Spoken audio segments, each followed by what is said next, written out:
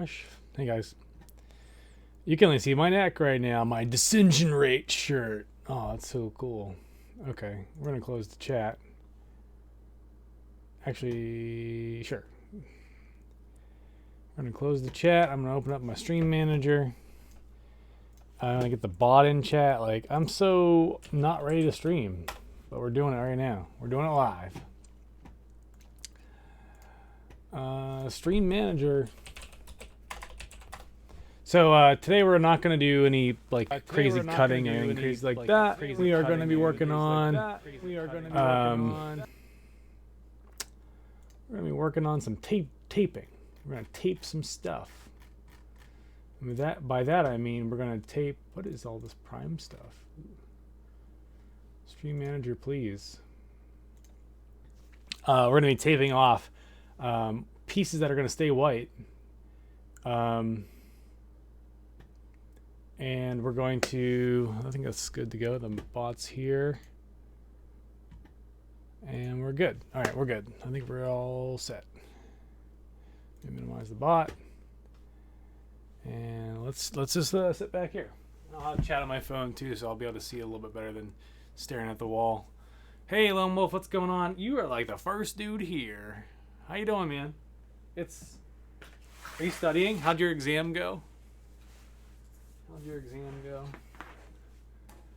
Hopefully it went well. I know you last time you had an exam, you're like, oh man, it sucks so bad. Don't think I did well. Exam's tomorrow, okay. But then you're like, oh, actually I did really well. So yeah, earlier I was out painting. You can see my soles of my boots are blue because I have tape on everything. I spray painted the boots white because I want the boots to be the exact same color white as the rest of the costume, even though the boots were already white. We talked about this before, last time, or multiple times, I don't know.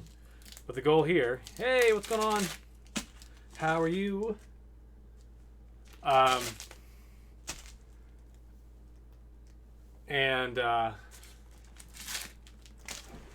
Getting that exact same color is going to be ideal for keeping the look that I'm looking for.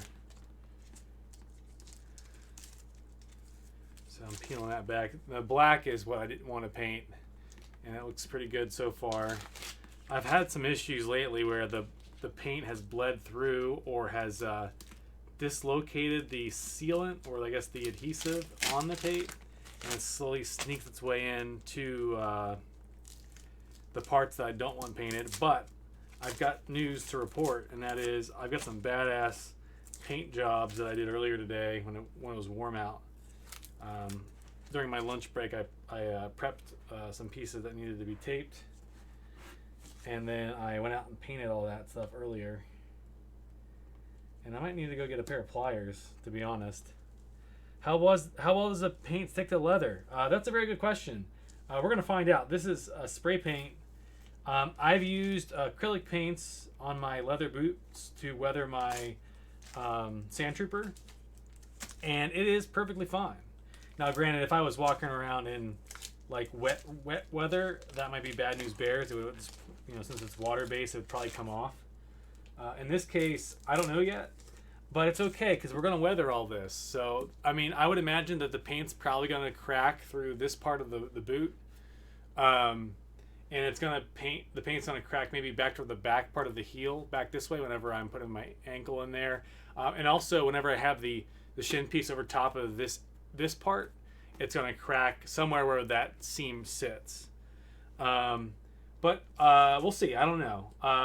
That cracked paint area will be fine because then I'll actually go back after a couple troops and weather it some more so that those cracked areas actually seem to look like, I've just been walking around for a long time in the armor, which will be good.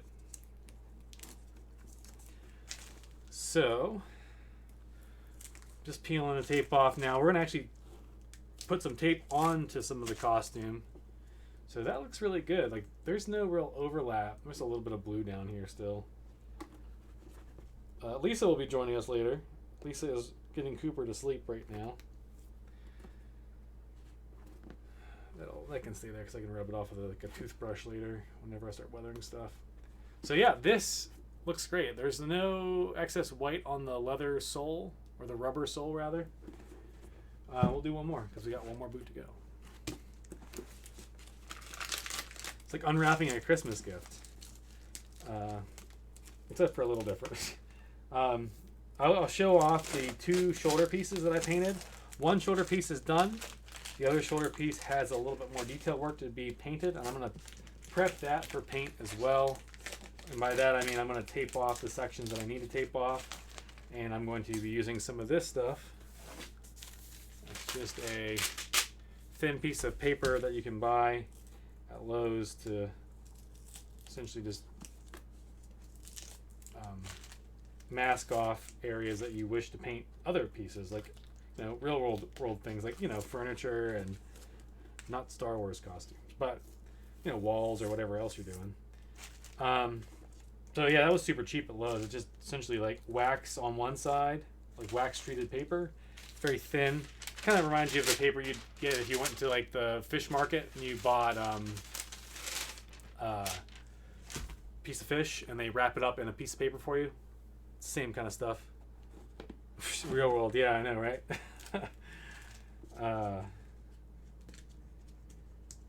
So I've since washed my thing that you got me, Ben, and I still like pretty much wear it on a regular basis, and Lisa slowly stopped giving me the eye roll. I think it's now part of me,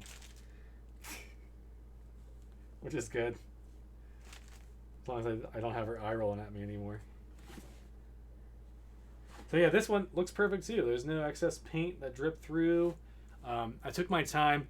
The key there is just taking your time with the paint taping, which we'll do here in a little bit with the ab plate. And we're going to actually prep a decal as well tonight. So here is one of the armor pieces for your shoulder. This goes on the left shoulder, I believe, if I can recall correctly. You can see there's still blue tape on this. These are like kind of, I don't know if it's 1/8 inch. I think it's 1/8 inch.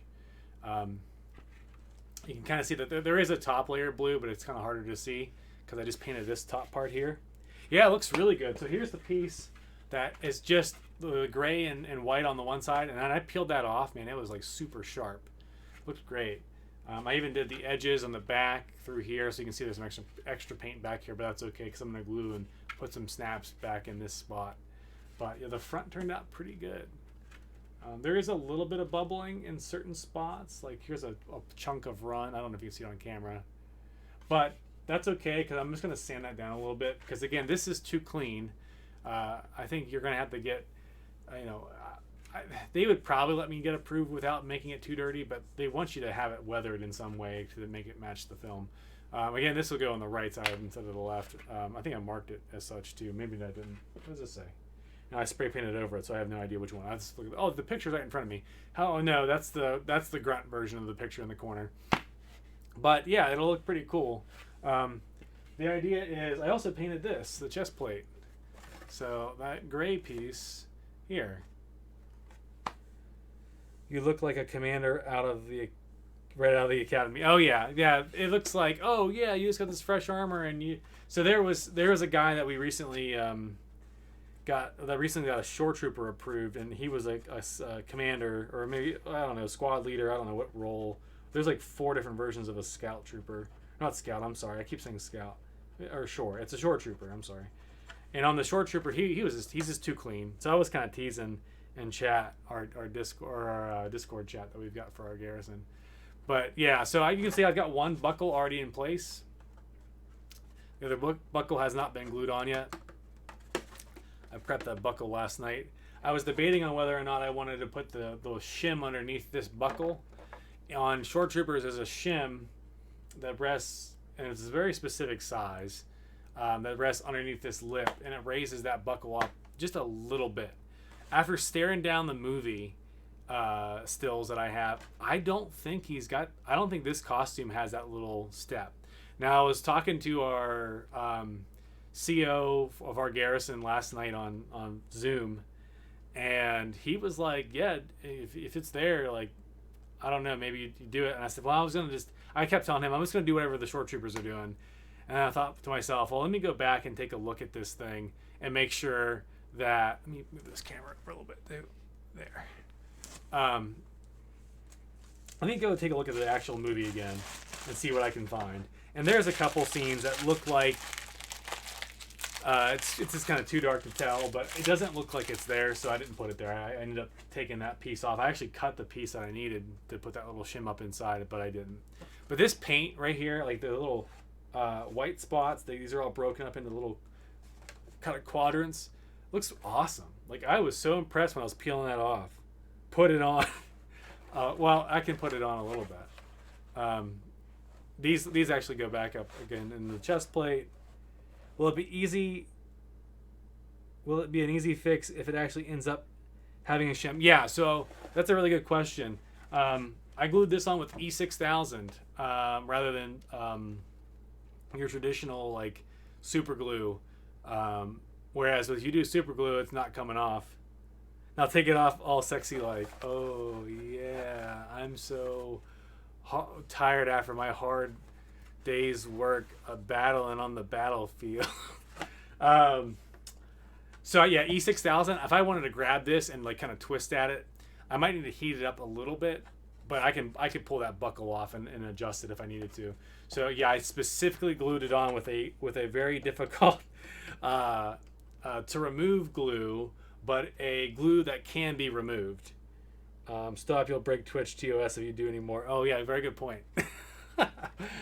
But yeah, this turned out, there's a little bit of a splotchy spot here that I'm not 100% keen on. Again, I kind of had some overspray, but from a distance, and once this gets weathered, this is going to get kind of scratched up, this part here. It's going to look really good. I'm really impressed with it. So later on here in the stream, I'm going to put the decal on here, and the decal is that U shape that we'll have to line up and get like right into the correct position for that. And then it's essentially a template. It's not like a decal where that's like it's on there and it's good.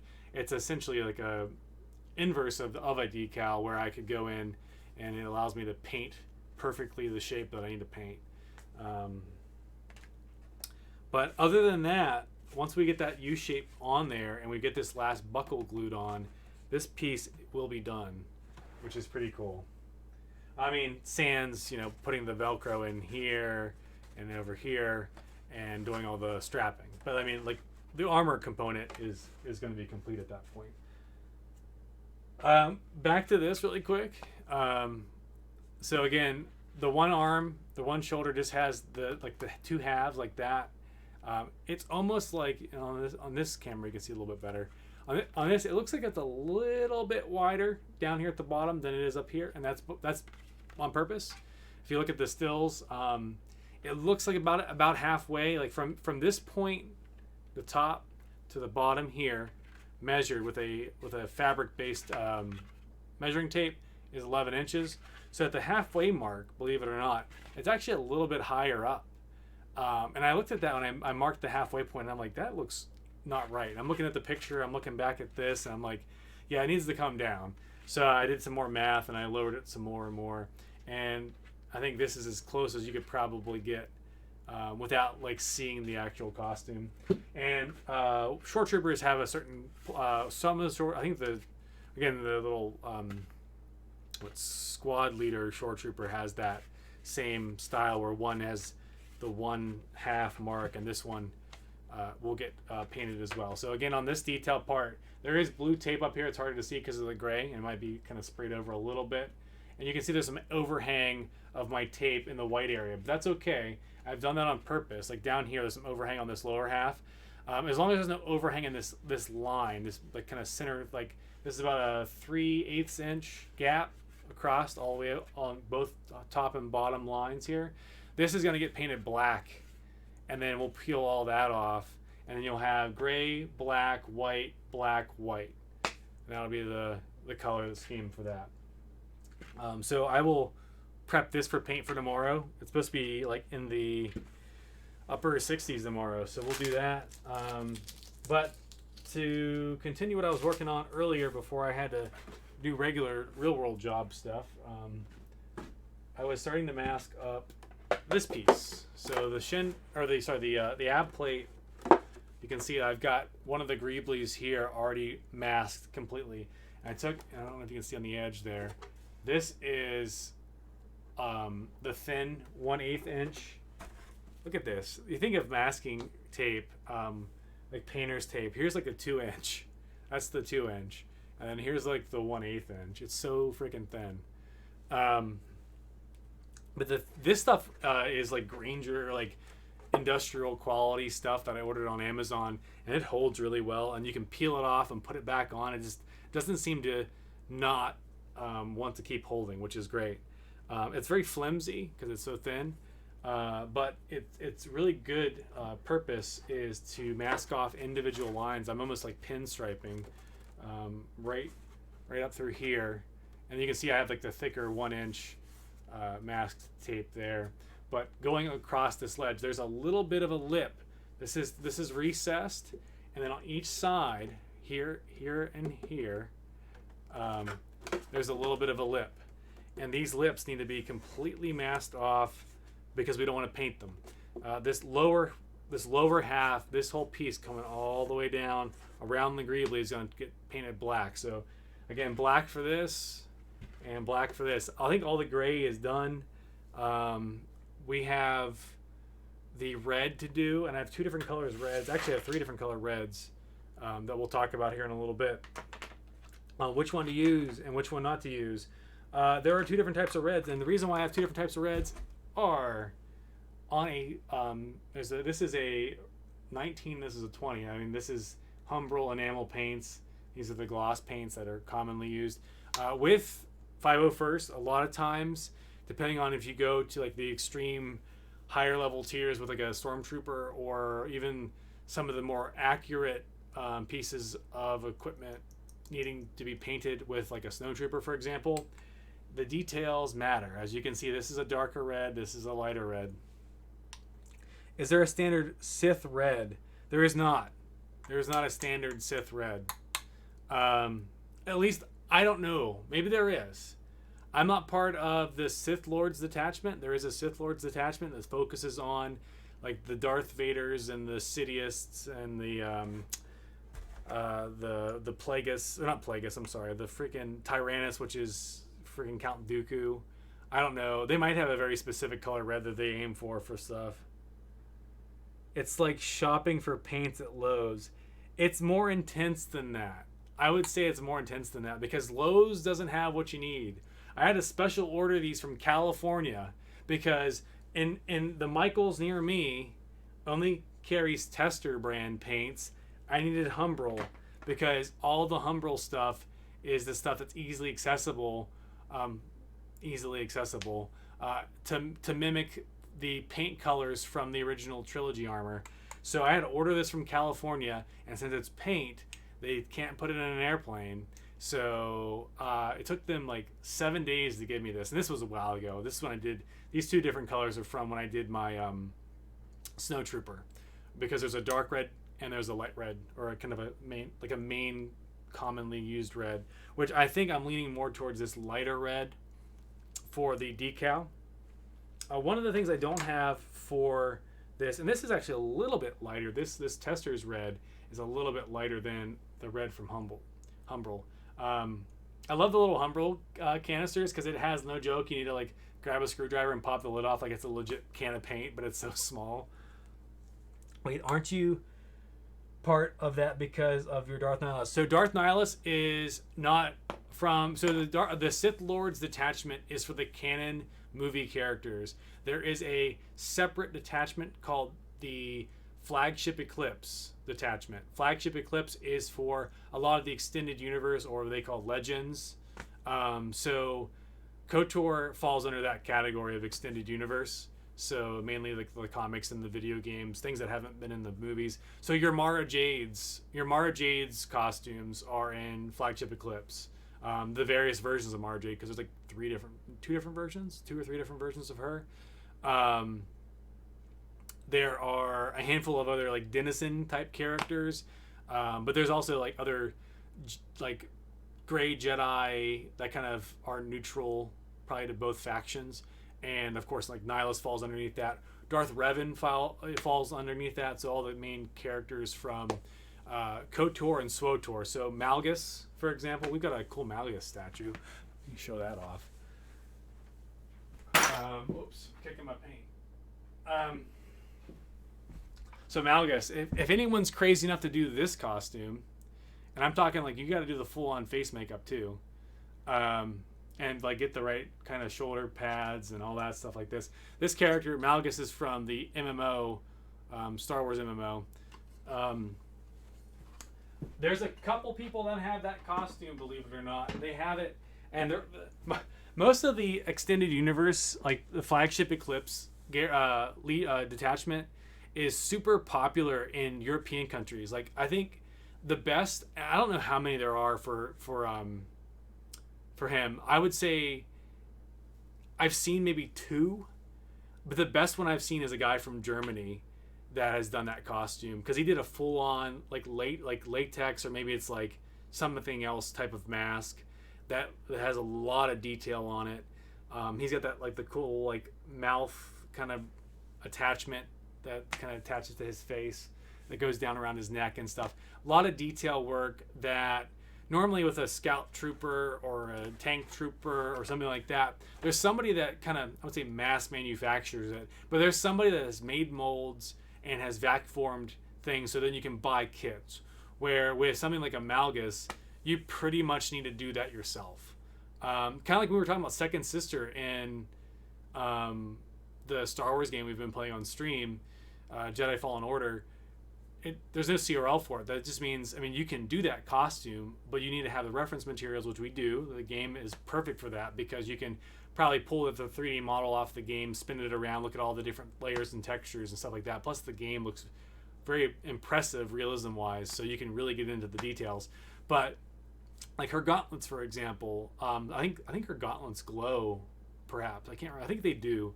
We were just kind of looking at it the other day. So those types of details, you'd have to have them glow. I mean, that's part of the costume. So again, you'd probably have to make those yourself. Now, one of the rules for that, unless it's very obvious that it's using a foam material, like in this costume, there's some foam on the chest plate. If you look at short troopers or you look at the tank trooper, on either side, it's a neoprene-based foam that they have to kind of accent the sides. And it kind of covers a little bit of the undersuit as well. So I'll be putting that on later. So I talked about like, oh, this is almost done. Well, not really. I got to put the neoprene like foam, which I already purchased and I have in the other room, onto this. But you getting back to my point, like you really aren't supposed to use foam to build like gauntlets and things like that, unless it's obviously foam. They want you to use PLA like 3D print. ABS 3D print, make your own vac form ABS. You can use HIPS plastic material if you want to do that. Something that's got that heavy, hard factor instead of like the foam is kind of, I mean, you can treat the foam to where it looks hard, but it still is not the same thing. Or you can do fiberglass. If you're like really good at fiberglass, you can do that as well.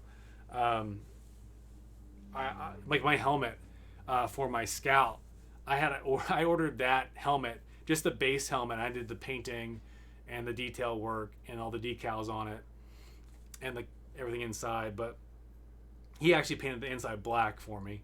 But that helmet came from like the Pacific, somewhere like it.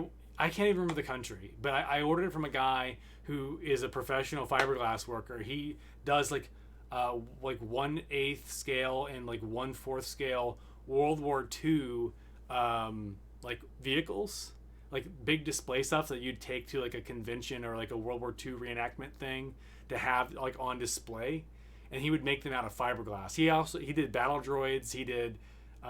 He focused on Star Wars stuff a lot. I think he stopped doing a lot of that. And he's kind of focusing on his war stuff and not as much Star Wars stuff because I don't think he was making enough money off of it.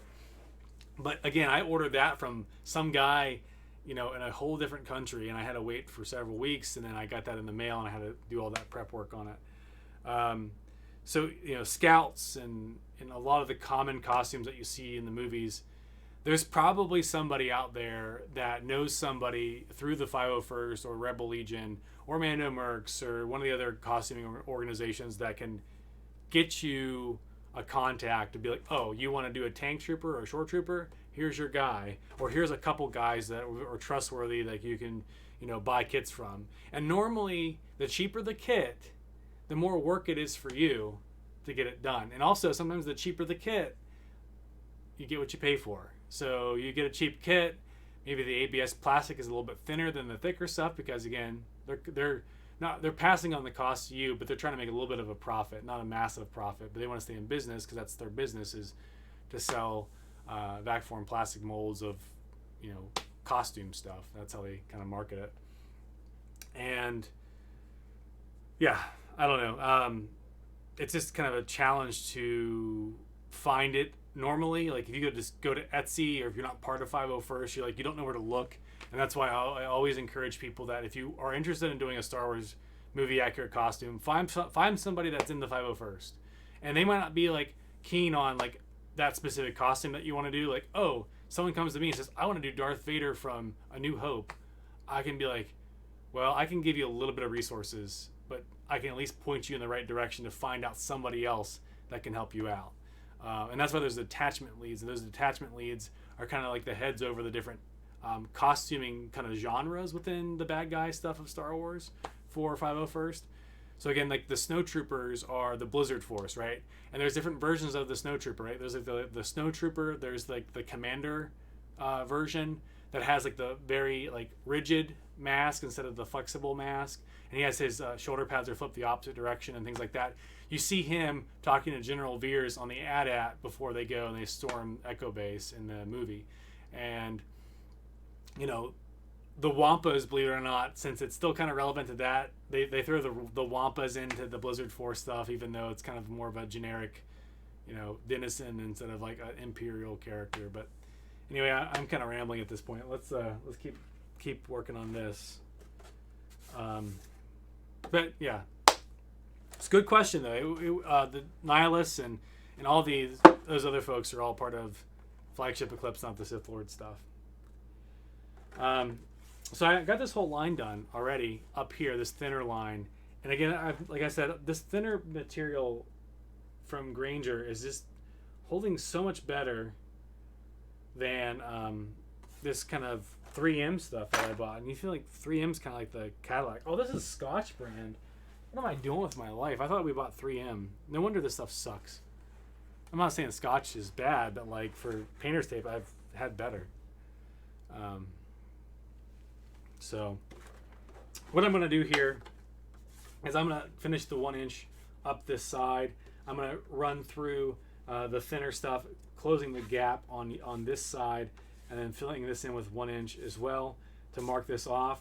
And then I'm going to put the paper down across the body of this piece and covering up anything down here at the bottom.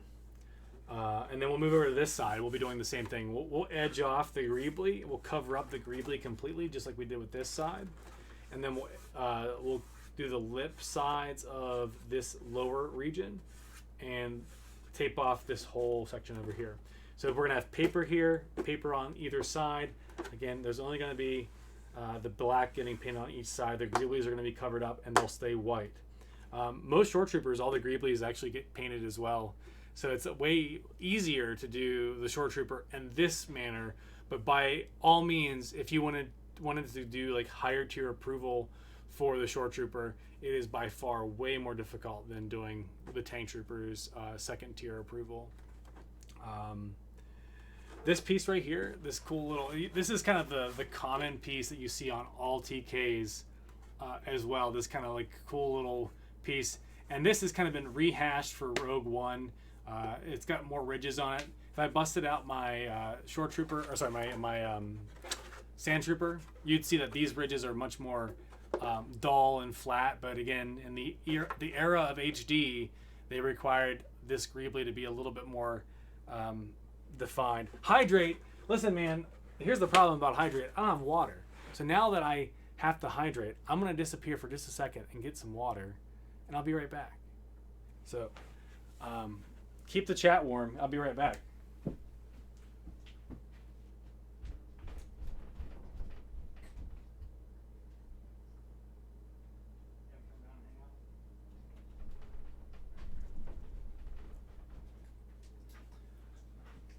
Lisa heard that I needed water, and she was ready at the stairs. That's right, drink. No peeing, only drinking. Oh, man. So Lisa will be coming down to join us later. I don't know if she'll jump in the camera, but she'll be off camera. I might be able to share some stories as well. Cooper is officially sleeping. All right, that's a good hydrate. Okay. So this is the boring part of the stream, and feel free to ask questions. I'll stop as I go here, but this is where I just kind of focus. One of the great things about costume building, and I don't know if you guys feel the same way if you're into costume building, is that I love to just kind of get focused. I kind of get lost in working on this stuff. Other costumes that I've built, I have worked on for hours at a time and didn't realize the time because of how enjoyable this is. Because once you get this all done, it's such a fun experience. I don't know if I can really get this on camera. We'll see if that works. Is it gonna get unblurry for you? There we go. Am I blurry over here? No. Am I blurry over there? It doesn't look like it. Okay. So, again, I don't know if you can see what I'm doing, but I'll look at chat too, because I got chat down on my phone here. So, taping off this lower half is a pain in the ass because we have to go slow. But once it's done, the bulk sections where we're going to paper everything off, that's going to be pretty rapid. But the parts that we got to care about are making sure that we don't go down into the lower half and we stay on the ridge here, which I've already messed up. We're going to pull back a little bit and we're going to slowly smooth this out. I was so happy with how well when I peeled off the tape earlier for this for the costume, for the shoulder pieces and the chest plate, how crisp those lines looked. Because when I did my helmet, I went out and I did my helmet details, and I swear I painted. I did all the things I needed to do, but I painted in like 40-degree weather, and it was kind of too cold. I feel the same way when painting miniatures sometimes. I can sit for like 6 hours at a time not doing anything else and just lose track of time. Yeah, it's crazy. It's a cool experience to be able to find something that you enjoy so much that time flies when you're having fun, right? There we go. And if I have any excess like I do right now, I'm just gonna wrap it around the back, and then we'll just let that go. Believe it or not, I didn't. It's like impossible to find like this type of. So like pinstriping, you can go to like an auto store and find pinstriping, but normally it's a vinyl material that they have adhesive on, whereas this is just traditional painter's tape. It's just a very thinner version of painter's tape, and I can't stress enough that I don't think that if you went and bought pinstriping out of like a vinyl material pinstriping thing at an auto shop, if that would work as well. Maybe it would, but I've had people try to use pinstriping material on ABS plastics and like paint, and I know like cars nowadays are pretty much plastic besides certain sections of them, but for whatever reason, at least whenever I saw at an armor party, and I'll talk about armor parties here in a second, this dude put like the nice kind of not cheap like car decal freaking pinstriping on his armor to do painting work, and it pretty much peeled the paint right off after he peeled the line off. And I'm not talking about the paint that's fresh, I'm talking about the paint that's been sitting there. Like the adhesive that was used on the back of that thing was just like hardcore, and it's probably because it was meant to probably be a pinstripe that you leave on your car, not like paint with it. It's something that's just like a permanent thing, and then it just sets, and that's probably why it ruined his armor. So whenever I went on Amazon, I specifically looked for like 1/8 inch thin painter's tape. It's nice to be able to concentrate on one thing for so long. Yeah, I agree, especially in this day and age when if you're working in tech or you're working in, I guess, any field really, like you kind of are required to juggle multiple things unless you're like a, I don't know. I can't even think of anything right now. I guess most jobs require juggling multiple things. If not, then you'd be, I guess unless you're like a painter, if you just paint things, professional painter. So yeah, another example is I had this lip already start to come up from this 1-inch tape, which is garbage, garbo. Never gonna buy. Look, it says sharp lines, multi-surface, fancy smans. They have some numbers on this tape. What brand is this again? Scotch. Never doing it again. I swear I thought this was the 3M stuff. I'm just gonna tape that down a little bit with this thinner tape, because this thinner tape is awesome, but I don't know it's thinner, so hard to cover everything with this stuff, but that seems to work.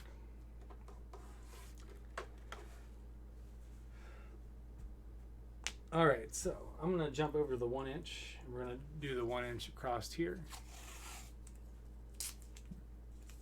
And once we get the 1-inch started, then we're gonna swap over to the paper and move the paper from that point forward over.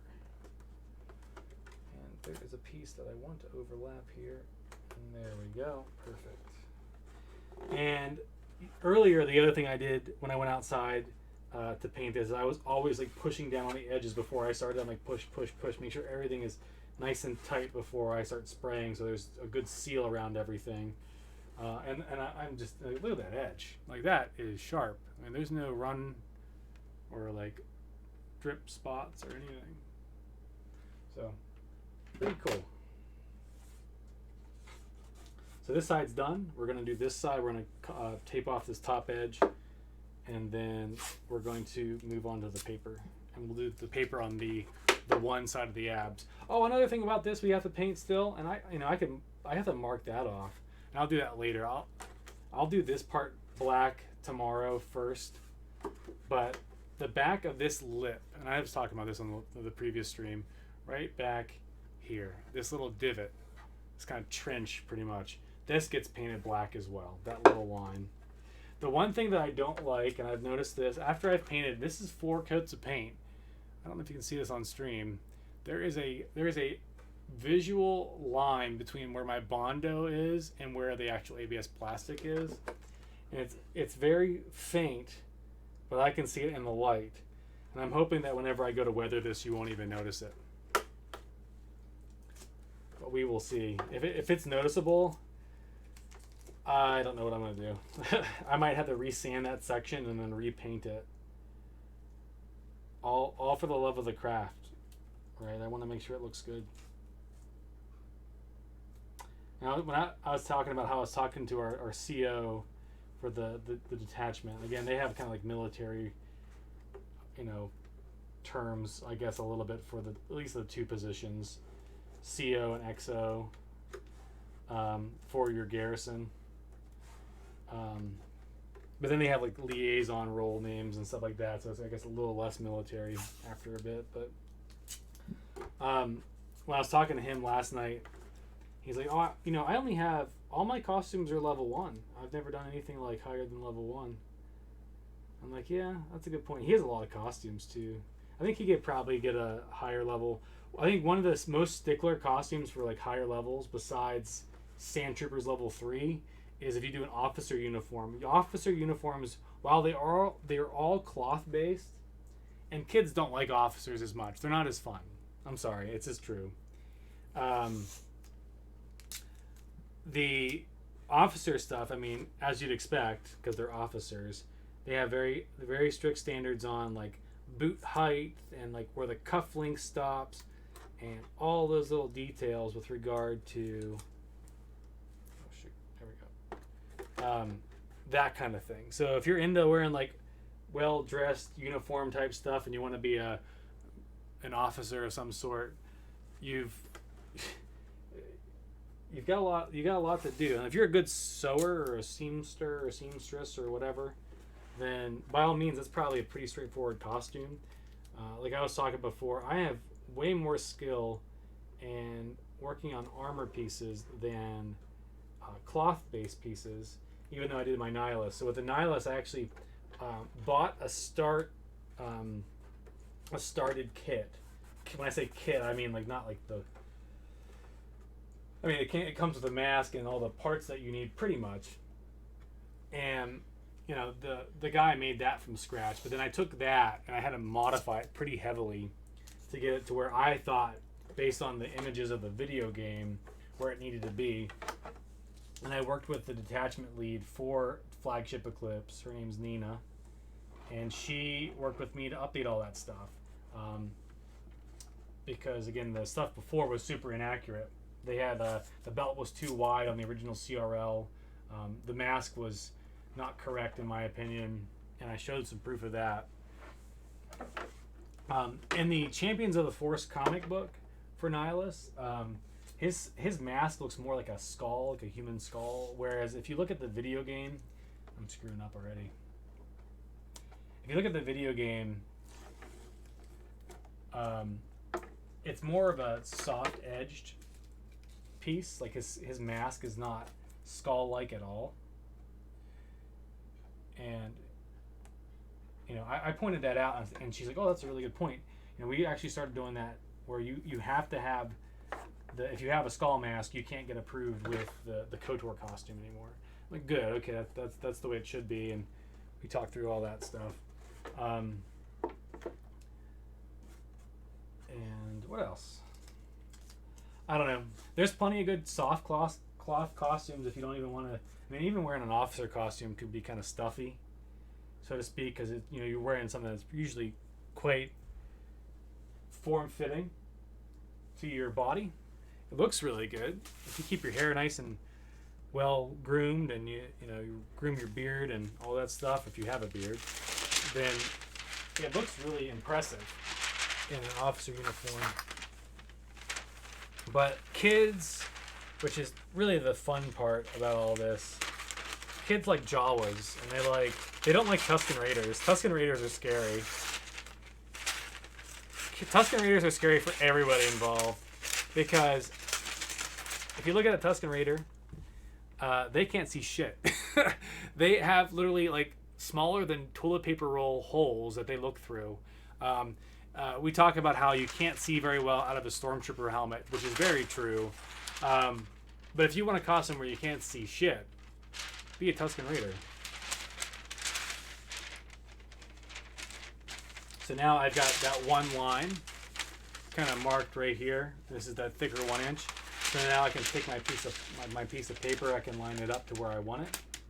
I cut another. This is my cut line. It's all raggedy and ugly looking because I didn't take my time with the scissors. But this side, of course, is the piece that's been cut by the machine in the factory. So I'll use that side and I'll just line it up. And we're gonna tuck it like that. But we'll start taping everything. And then what we'll do is we'll fold it over to the part where we know we don't need extra paper. And we'll just trim it and then tape this side down as well. So it's kind of nice because now I'm getting like a bunch of things masked off really rapidly. Some people don't do this. They actually don't use the paper method. They buy a boatload of rolls of tape and they slowly just tape everything off for like the 2 inch. And people, you can do that. It just takes a long time. And I taped this off with paper earlier. The bottom half of this was all paperized, and then I kind of doubled up a lot of the blue tape up here for this upper part to make sure the seam was tight. But all this was just covered with paper. It doesn't leach through. I mean, this paper is waxed on one side, so it's designed so that the paint's not going to bleed through the paper.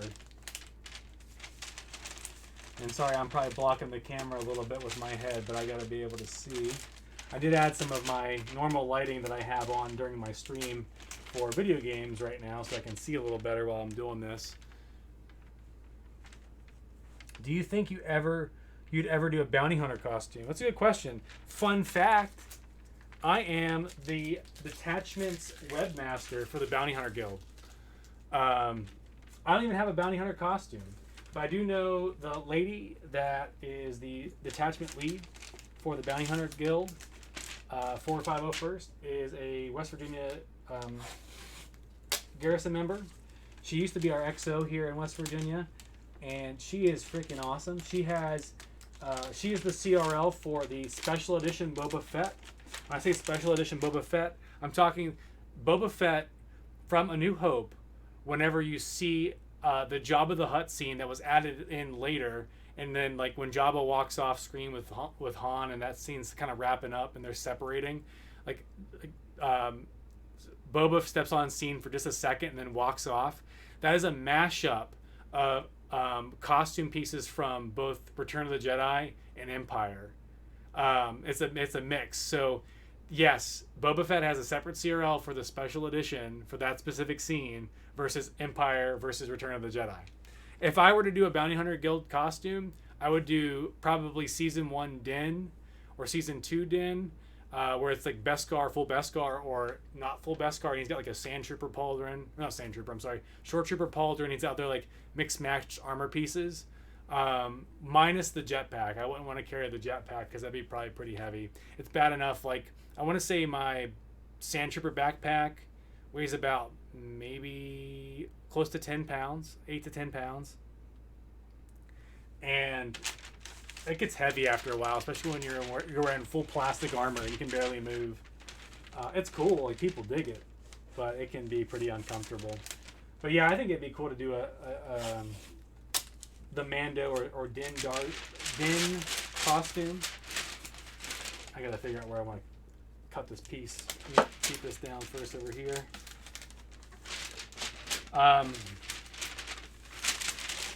What's his last name? Is like Jajarin or Jajorin or something. So again, I'm not gonna like actually maybe cut this. I'm gonna just peel it back to where I need it, and then I'll just tape it off there. It'll add some additional support. Actually, no, I probably need to cut that off. We'll see. Doesn't hurt to have the extra layer of paper.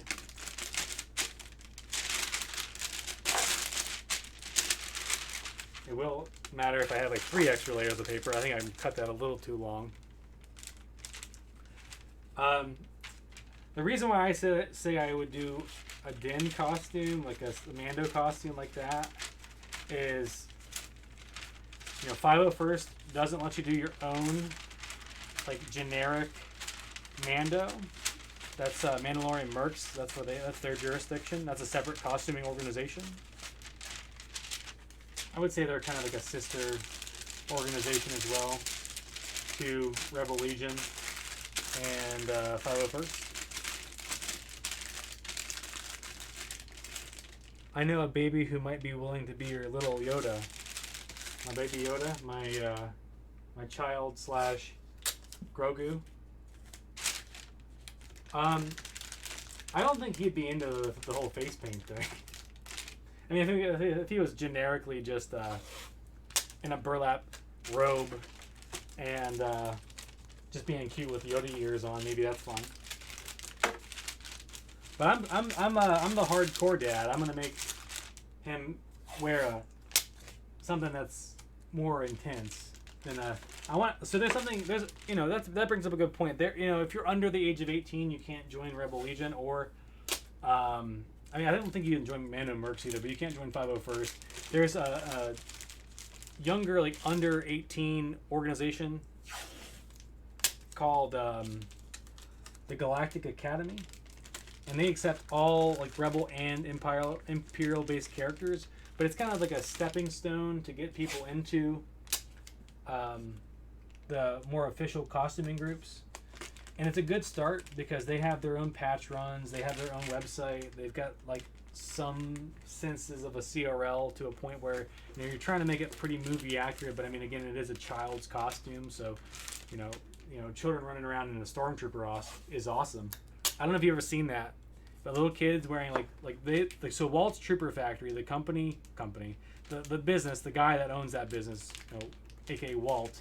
And yes, Walt's Trooper Factory, WTF. That's on purpose, I'm sure. He makes kid size. He has kid size molds that he's made. Like he hand sculpts all this stuff. and then you vac forms all that.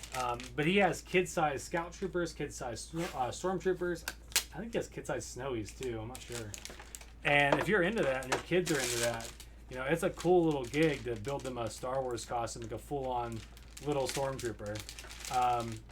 To me, I think some kids would be into it, but you want to make sure that they're definitely into it before you invest that kind of money. Because again, while you're using less plastic, it is pretty expensive for a kid's costume because they will grow out of it. But the great thing about being in 501st is you have access to a worldwide organization that buys and sells and trades with one another. So you could easily just post that costume online on the 501st Legion forum on the for sale section and probably be able to sell that costume close to what you got out of it. But the other thing is you have to build it. Like you buy it, you build it. Mandatory Star Wars cosplay groups are going to be Cooper's piano lessons. Dad, I don't want to go. It's good for you. You'll thank me when you're older. Oh yeah, I think you're right. Granted, I think Lisa would probably appreciate piano lessons more. I honestly hope he likes Star Wars. Again, if he doesn't, like he's not into that, I can't imagine. You have such an influence on your own kid that usually if it's something that you like, they tend to like it too. So I'm not too worried about it, and I'm not like super obsessed with Star Wars. I say that and I own like 8 costumes that I build. I don't know if that's. I like Star Wars, but like I know people that are in the 501st Legion that have and collect too much Star Wars stuff, and it's like intense. I just can't do it. I can't do it. I don't have the space. Like even a buddy of mine that was in town, he doesn't have the space, so he has like stuff that's in storage, but he collects stuff. And he like tries to complete sets, and it's a hobby that, it's not for the weak of pocketbook, I guess. If he doesn't like Star Wars, take him back for a refund. Oh yeah, we'll ask for a refund.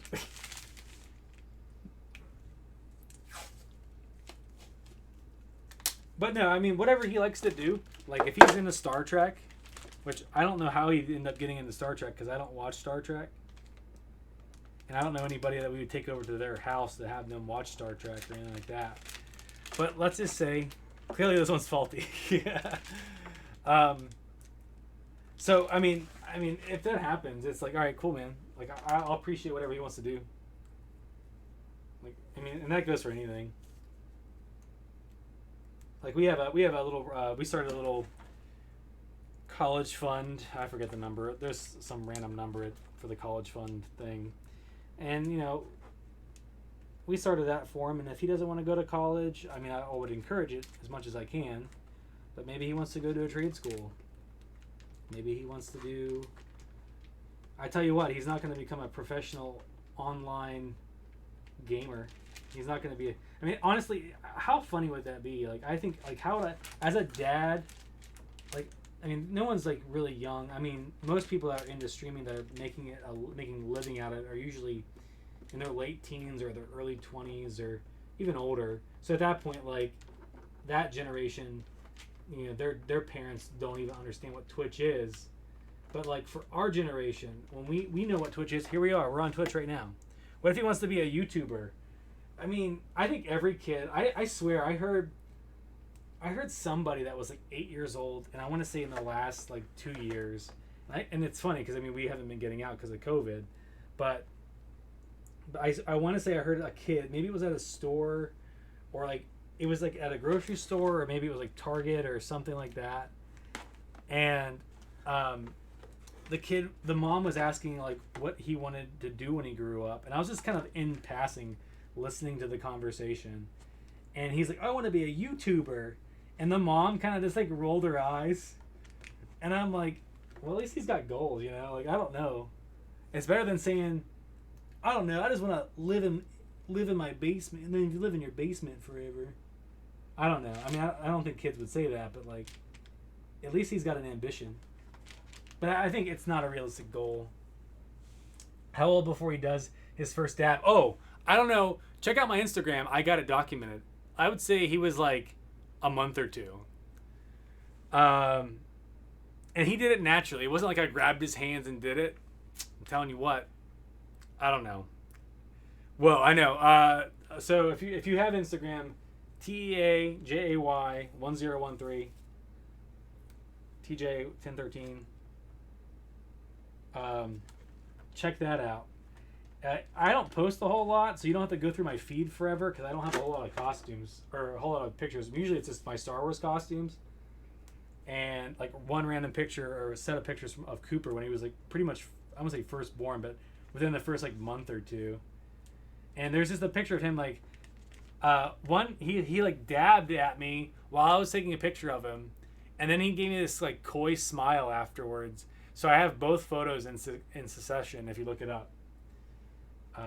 Which I think it's just hilarious to me.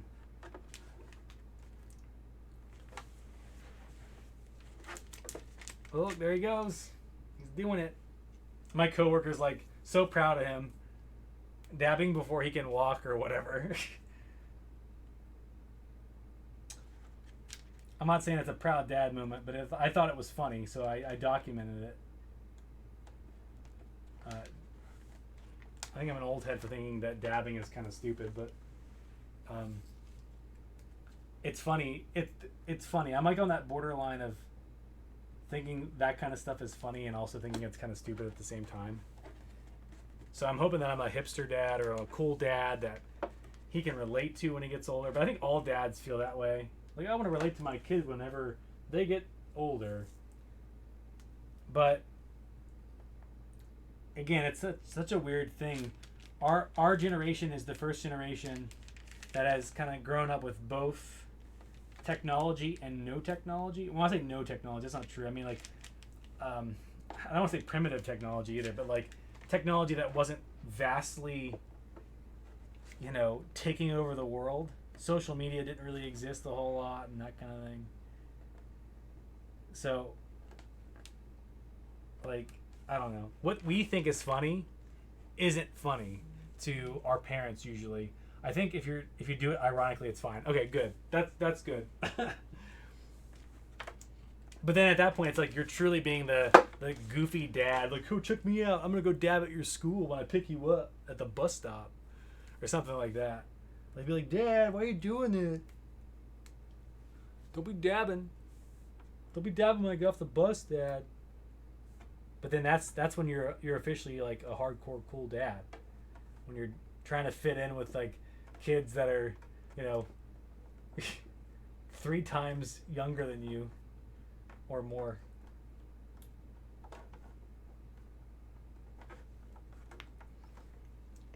I remember not having a computer. In fact, I can remember when we got our first computer for Christmas in 1989. I didn't have a computer at all growing up. My family was pretty poor. My mom and my mom and dad got a divorce whenever I was like in 4th grade. I was like 9 or 10, and so I really bonded a lot with video games and computer stuff with my uncles. And my uncles, whenever I wanted to play a computer game or play a console game or something like that, until they gave me some of their hand-me-down consoles, I didn't have a computer. So my first computer that I personally owned wasn't until I was in college. But granted, like, I would go to my uncle's house and we would play like EverQuest and stuff. He would purposely like buy an extra computer so then I could like play video games on PC with him whenever I'd go over there. So that was cool. I appreciated that. And I think he did too.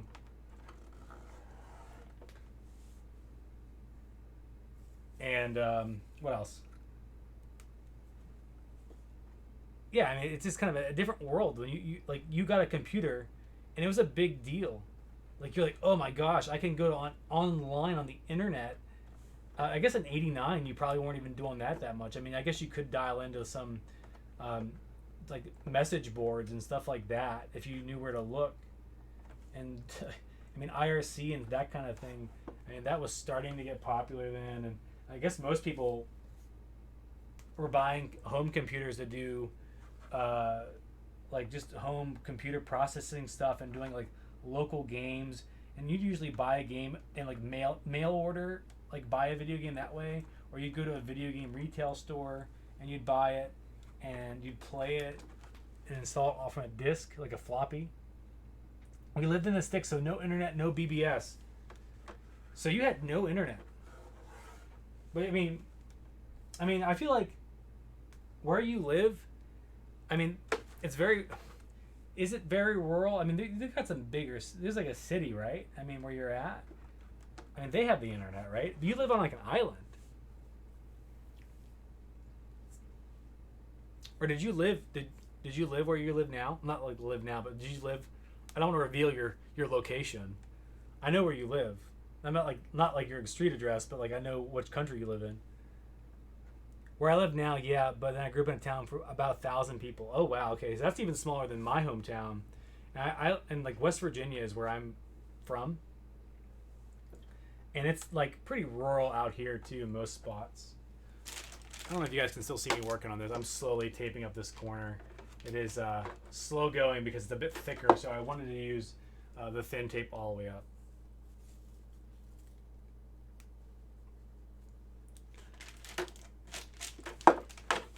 So yeah, I can't even imagine. Yeah, I didn't have the internet growing up either. I think when I first got the internet, we were using dial-up. And I guess the first network-based experience that I had was back in the day, the cable company, and it was before like the big companies took over. I mean, back in the day, cable companies were usually like locally run. The cable company in my area, they had something called Sega Channel. If you guys are familiar with Sega Channel, emotes in the chat. I don't know. Sega Channel was like Sega Genesis. I guess in the European area, the Genesis was called the Mega Drive, right? And the way they had that rolling was you would pay for this cable-based service, which kind of was like this primitive internet concept, and over the cable line, you'd plug in this like cartridge that had a cable line that would plug into it, and you would be able to access, like, I would say maybe 25-ish games a month that would just cycle out that were on this network, and you just have the cartridge in, and you'd just be able to play like up to 25 games a month, just kind of cycling through that. We had that for 2 months. I had set it up. My mom said, I will not pay for a cable guy to come install that on our house because it costs too much money. If you know how to hook it up, I will buy it. So I said, Mom, I know how to hook it up. Because I learned how to hook it up. And it worked a whopping 1 month. And then our cable provider started having issues with that service in our area. So that one last month that we had it, we never used it because it never worked. And it sucked because I loved that thing. Yeah, it was very cool. I mean, when you think about this, this was like, I want to say it was like 94. You should look it up. Sega Channel was what it was called. And it was such a cool idea at the time because, again, people were still using dial-up modems. It wasn't like a cable modem thing. But again, it kind of was. It was like video games over the wire as opposed to television over the wire.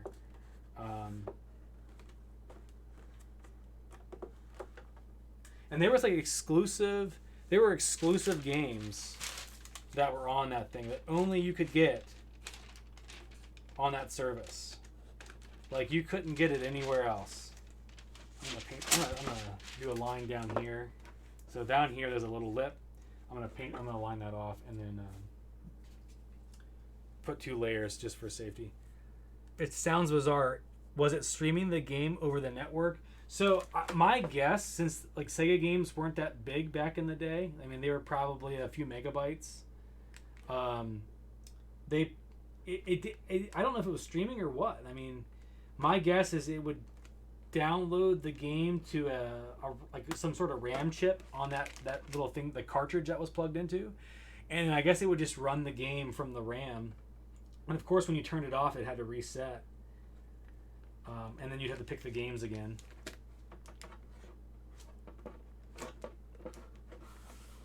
So yeah, I'm not sure how the actual logic works. It was kind of before my time. I mean, I knew how to hook up a cable line from my house to my Sega Genesis, and I knew how to like plug stuff into the wall and get it hooked up and put the TV on like channel 3 and that kind of thing back in the day.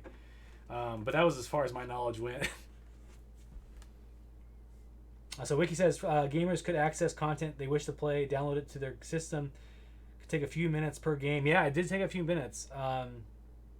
The adapter had onboard 4 megabytes of memory would be erased when the system was powered off. Yep. So whenever you turned off the game, you lost everything. So that was the other bummer. Is like if the game had any like save battery stuff, like if it was a physical game, I can't think of any good Sega Genesis games that had like a battery in it right now. But things that jump to mind is like not MMO. I'm sorry, like an RPG game.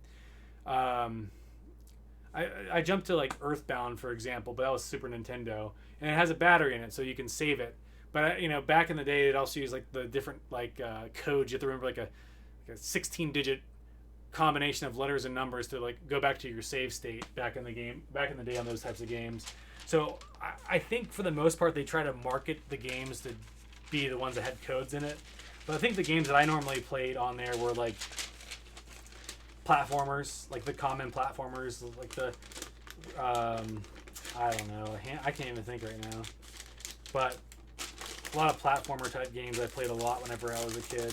Toe Jam and Earl wasn't necessarily a platformer, but like that kind of stuff. Ristar, Dynamite Heady, Gunstar Heroes is another good one. Those are all Sega Genesis games. I was a huge fan of Beavis and Butthead, and this Beavis and Butthead Sega game was really good. Again, I was a little too young for Beavis and Butthead. My parents didn't want me watching it, but they were nice enough to let me have cable television in my bedroom whenever I was like 6. So I don't know if my mom knows this, but not that my mom's watching me stream right now. But I did have I would turn the volume down really low because I didn't have headphones to plug into my TV or anything like that. TV was super basic. It only had a cable line, had no video inputs or audio inputs on it, and it just had the remote. So any like consoles I would have to hook up to, I have to hook up to it through the coax cable line. I couldn't do any video in and outs or anything like that. I've never heard of this download system before, although Amiga and PC gamers growing up, I think the first console I got was a PS1. Okay. Yeah, I wasn't really a big PC gamer whenever I was a kid. I played a couple games when I would go over to my uncle's house whenever I was in elementary school, and that was stuff like King's Quest, Police Quest, that kind of stuff. And those types of games were super popular back then, so they're easy to get your hands on. Sierra made that stuff. Sierra, what a great publisher. They don't exist anymore. They made games like Leisure Suit Larry and lots of like point and click adventure games and that kind of stuff. I'm gonna have to tape that down again. It is not holding very well. Try this one more time. So I'm about to work outward, and before I start working outward, I'm gonna tape off the greebly, and then we'll be done with this. The most tedious part is doing this taping. Once you get out there and you're panning, you're just hitting it, and you let it dry for about 10-15 minutes. You hit it again with a couple more coats, and you're ready to pull off the tape. And the unfortunate part is just doing all the prep work. But I could have just went the easy way out. On my stream right now, that picture on my left-hand side is the grunt version of this costume, which doesn't have any of the extra paint details. I could have just painted everything white and called it a day, put the thing together, and put it on.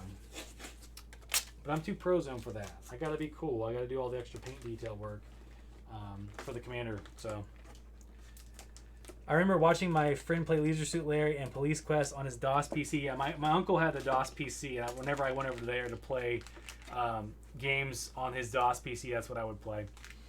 Not Leisure Suit Larry, of course, but like other games like Police Quest, stuff like that. And then eventually, my Windows came out, Windows 98 was super popular.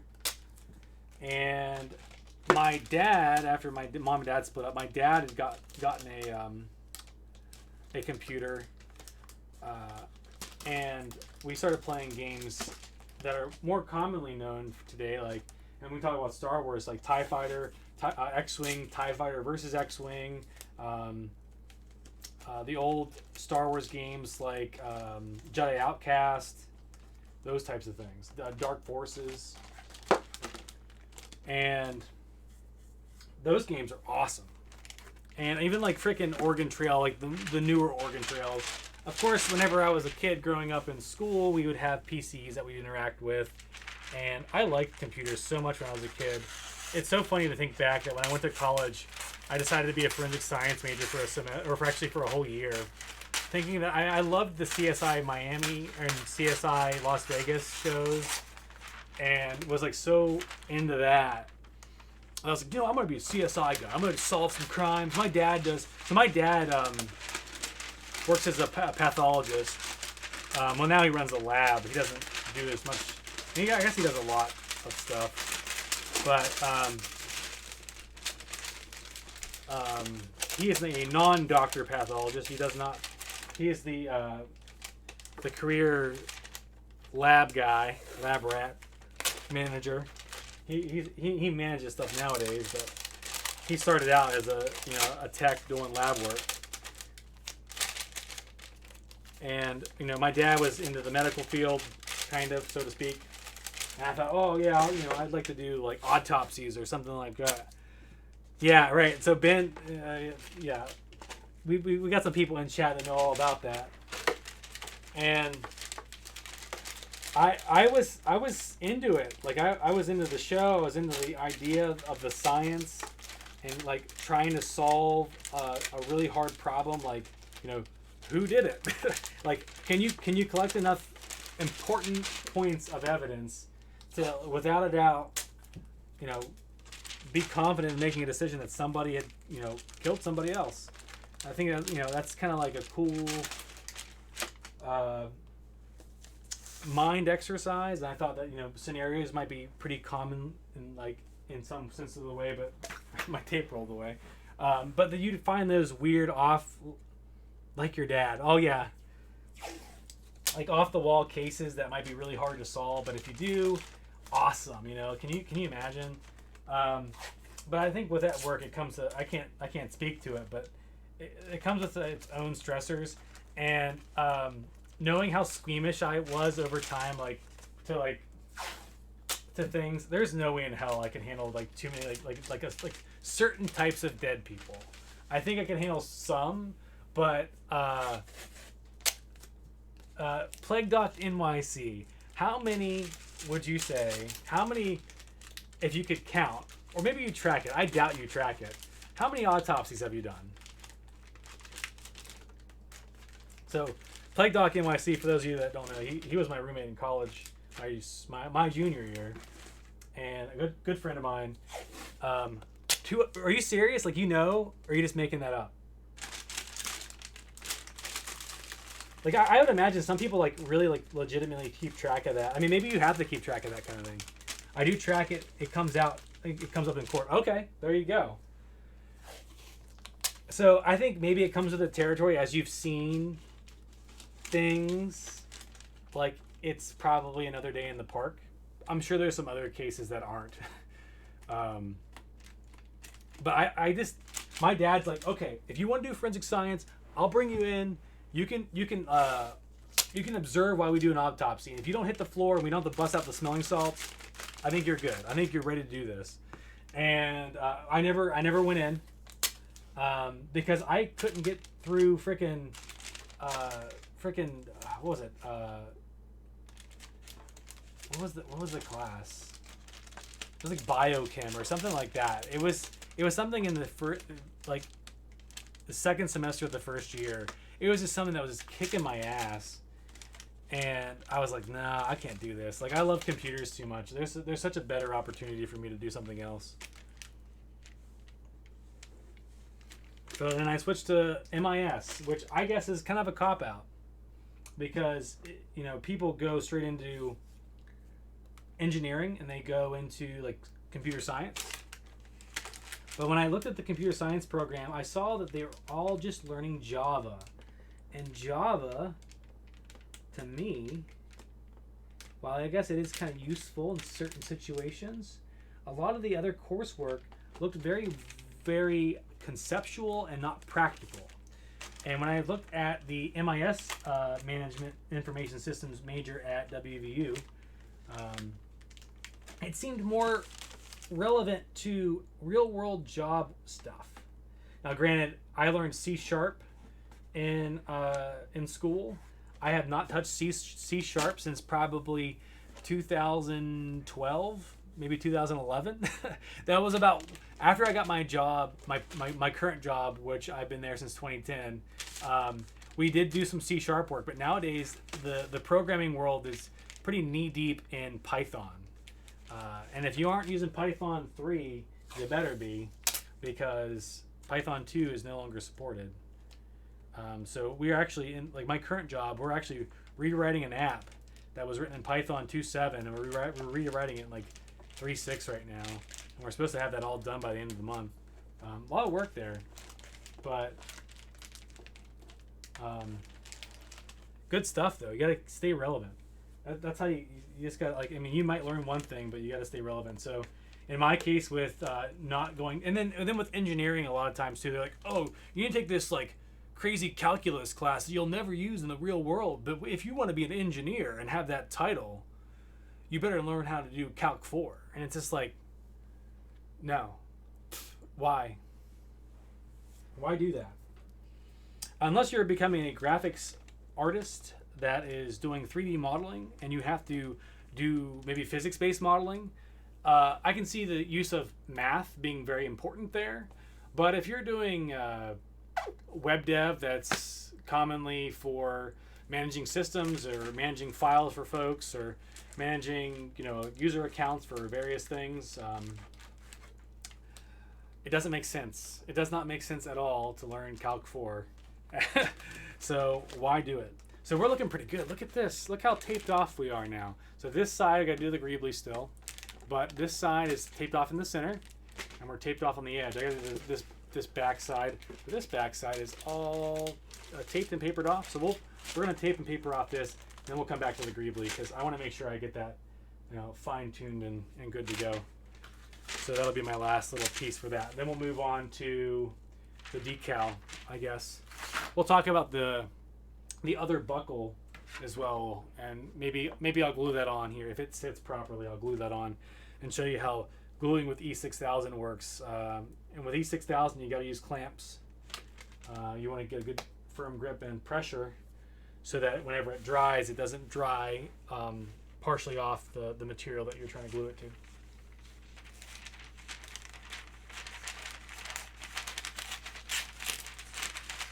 So rather than being in the Makers channel right now on Twitch, we are on the Just Chatting channel. I don't know if that helps. I don't know if people, there's a lot less people that watch the Maker channel. And there's a lot more people that check out the Just Chatting channel. But this is, I guess we're kind of chatting, but we're also kind of making something at the same time. So I really don't know what's relevant here. So we are here in the Just Chatting just for today.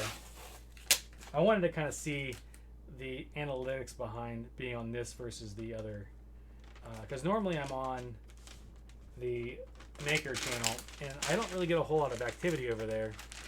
Tape Simulator 5000, yeah, this is the latest game. Tape Simulator. If you haven't played it, there is DLC in the form of different types of tape, and I'd highly recommend not going with the, what was it again? Scotch. The Scotch Blue brand DLC. Go with a 3M. Actually, I have a box cutter, or some people call this, I don't know. They call it all kinds of things. There's like 4 different names for this thing. But sometimes you just gotta pop the gaps on the tape, on the short surface edges, and push it all the way down, and then retape over top of that to make sure you have a good seal. If you don't do that, you might regret it when you paint. Because if you leave a bubble open, or a gap for the paint to run into, I'm sure it will. I'm getting messages. What's going on? People are chatting with me. We'll close that. Can't wait to unlock that silver duct tape. Oh yeah, that's where it's at. It's insulated. Keeps your whatever you're taping insulated. Oh, silver duct tape. I'm thinking of insulation tape. That's like the shiny stuff. But silver duct tape. Here's another fun fact. Most best duct tape recommendations. I don't have a best. I mean, duct tape is duct tape. They have tons of colors. Gaffer's tape, right? It's a little bit nicer than duct tape. If you need to use duct tape, get Gaffer's tape. Joel knows all about Gaffer's tape, I bet. Sniffy beans. When's Joel coming back? Is he back yet? It's like Tuesday now. I know we haven't talked since the wee hours of Sunday morning because we were up till 3 a.m. that night. Not painting tape. Oh, painter's tape? Like what recommended painter's tape? Clearly not this stuff. I haven't used frog tape. I've heard good things about frog tape, which I think is literally just regular fancy thick tape that's just green. Oh, you're back. Hey, that's good. Hopefully you were staying out of trouble. I heard you lost like first round of beer pong.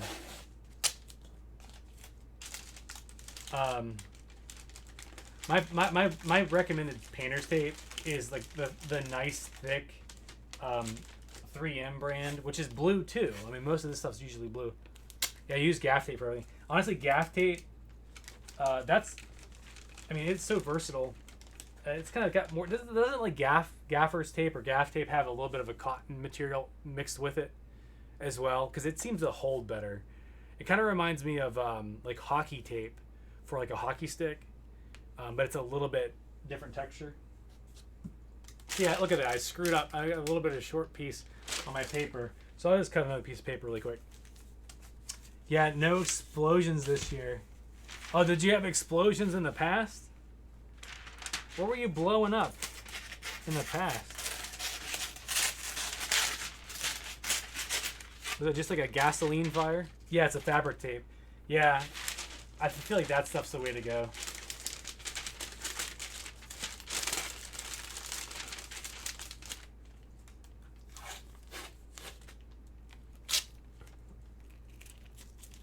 Yeah, fabric tape usually holds very well. And fun fact, yeah, white gaffer's tape was used to reattach lots of falling apart stormtrooper armor in A New Hope. So, no joke, some of the earlier scenes of stormtroopers, if you pause the scene when the stormtroopers walking down the dark hallway right at the beginning of the film, like after they took over the rebel blockade runner ship, they're looking for Princess Leia, and Leia's like hiding in the back. She's putting on the Death Star plans and R2 and all that stuff. But right before the stormtroopers see her, they're walking down this dark hallway. Right before they get into the dark hallway from the lighter hallway, the first couple stormtroopers that you see come up right there, they actually have gaffer's tape on their shoulders to keep their shoulders from falling off, because they're, the scene before that, they were doing all this stunt work where they were falling down and dying and all that other stuff. So, yeah, there's quite a bit of scenes in Star Wars, at least the original trilogy, where you can actively see gaffer's tape or white, like duct tape, essentially, on stormtroopers because it was used to hold the armor together after they had done some stunts. We blew up an old CRT TV with... Wait, so how did you blow it up? You that material, tannerite, is that the stuff that you like sit onto electronics? There's that material that'll eat through metal that you can like legally buy on like Amazon. I remember like somebody was showing me it, and this guy bought like a bike, like a cheap bike, and put this like metal eater stuff on it, and it just ate through the bike, and it doesn't eat through it. It like makes the metal brittle. So it was kind of like a prank where the guy like put it all over like the middle part of the bike, and then gave the bike to his buddy. So when he got on the bike just like fell apart, and he's like, "What'd you do to my bike?" and good jokes. Thermite? No, not thermite. It's a chemical compound name. I mean, you could use thermite to blow something up, I'm sure. Only ignites with high velocity rounds. Oh, you were shooting stuff, right? You were shooting a TV?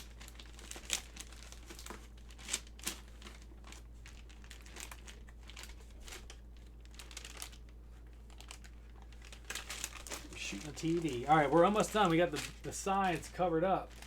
So when I go to paint this, I'm not going to paint it where it's sitting up toward me like this. It's going to be sitting on the back plate piece, and it's going to be upwards. So I'm going to hit it with paint this way. And I want to make sure that if I have any excess paint rolling, it's going to roll away and not bead up anywhere. The problem is you can see probably right here, there's a little gap. I can slide my finger down through this gap of tape because this tape is shit. It's not holding up very well. So one way to deal with that is get this little ass tape out that holds like a beast. And we will cover that one small line up with this tape.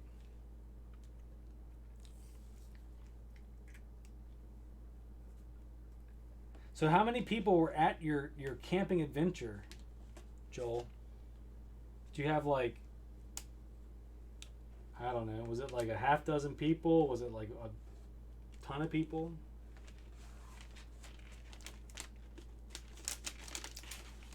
Is it too many people that you can't say in the state of Ohio because of COVID? I don't know. Maybe you weren't even in Ohio.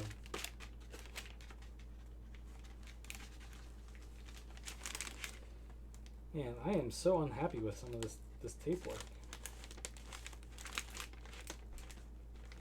Again, I think it's just simply the cheaper tape. Smaller gathering, about 15 people. That's still a decent amount of people. Now, do they all live in the area, or do they have to come from far and wide? Because most of the people that I went to college with, I know you went to this for college. I think most of my friends from college don't live in this town anymore. And I mean, you know, Lisa and I came here. I came here for school, and then I left, went back to my hometown and had a job for a little bit, and then hated that job, and then got a job back out here again, and I've been here ever since. And we've been here long enough to say, well, let's buy a house. So we've got a house out here. Oh shit! I tucked that. I tucked it. Cooks Forest, PA. I don't know where that's at. That sounds good. Was it at a national park? Or did you guys like camp out in tents?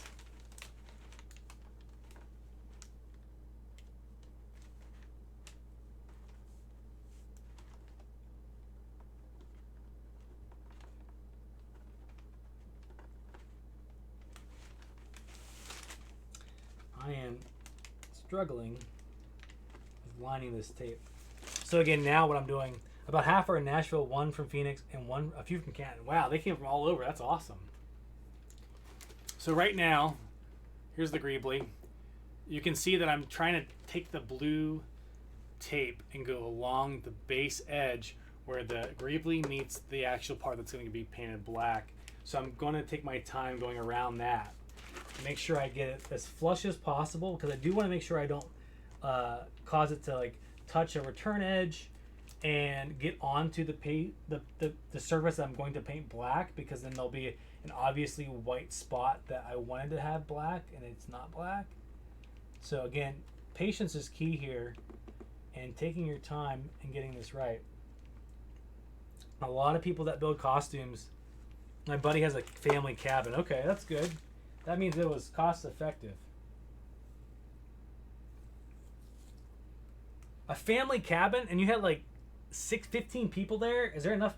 How does that work? Is the cabin like a mansion cabin? That's a lot of people for a cabin. Or did you have some people camping out in tents? L in chat.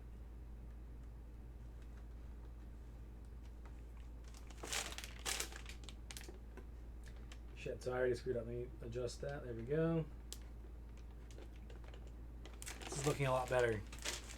We are getting close to finishing this piece. So tomorrow I will be painting this. I'm hoping to try to take a half day on work tomorrow. I've been busting my butt lately. A lot of our teammates on our team have been busting their butts.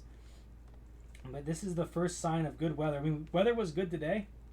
I started an outdoor project as well on our front porch. I had to fix some pillars. I'm working on bondoing some old wood, kind of sealing some stuff that was starting to rot with Bondo. I'm going to sand it down tomorrow, clean it up, see what needs to be done with it. And then I'll be repainting it at some point. It's largest. A few people slept on the floor. Well, at least you were sleeping indoors because, I mean, it's been cold lately. And I don't think it'd be very fun to sleep outside right now. I mean, today was awesome. But I mean, like, this past weekend wasn't very camper friendly unless you're like a hardcore camper and you don't care. So I have some excess tape that I didn't cut. So I'm going to just cut that with the box cutter. So I'll just line it up on the edge.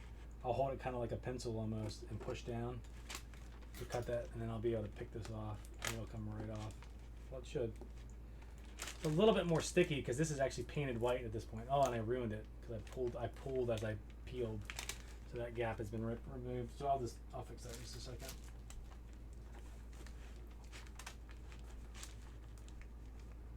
All right. Getting there. We're almost there. So we're going to do the same thing on the back side. We're going to cut that with the X-Acto knife. And then we're going to make sure we got enough coverage. And I say X-Acto knife, I mean the box cutter. It's not the X-Acto knife. It is a blade.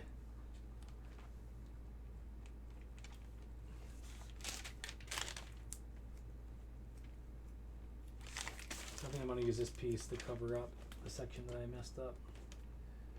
So if that's short enough, it is. Perfect. If you remember the ridged piece in the center here that I was talking about, like all TKs have that, or at least most costumes have that are armored. I'm gonna use this thin piece to cover up this edge one more time, and then we'll go back to the bigger tape.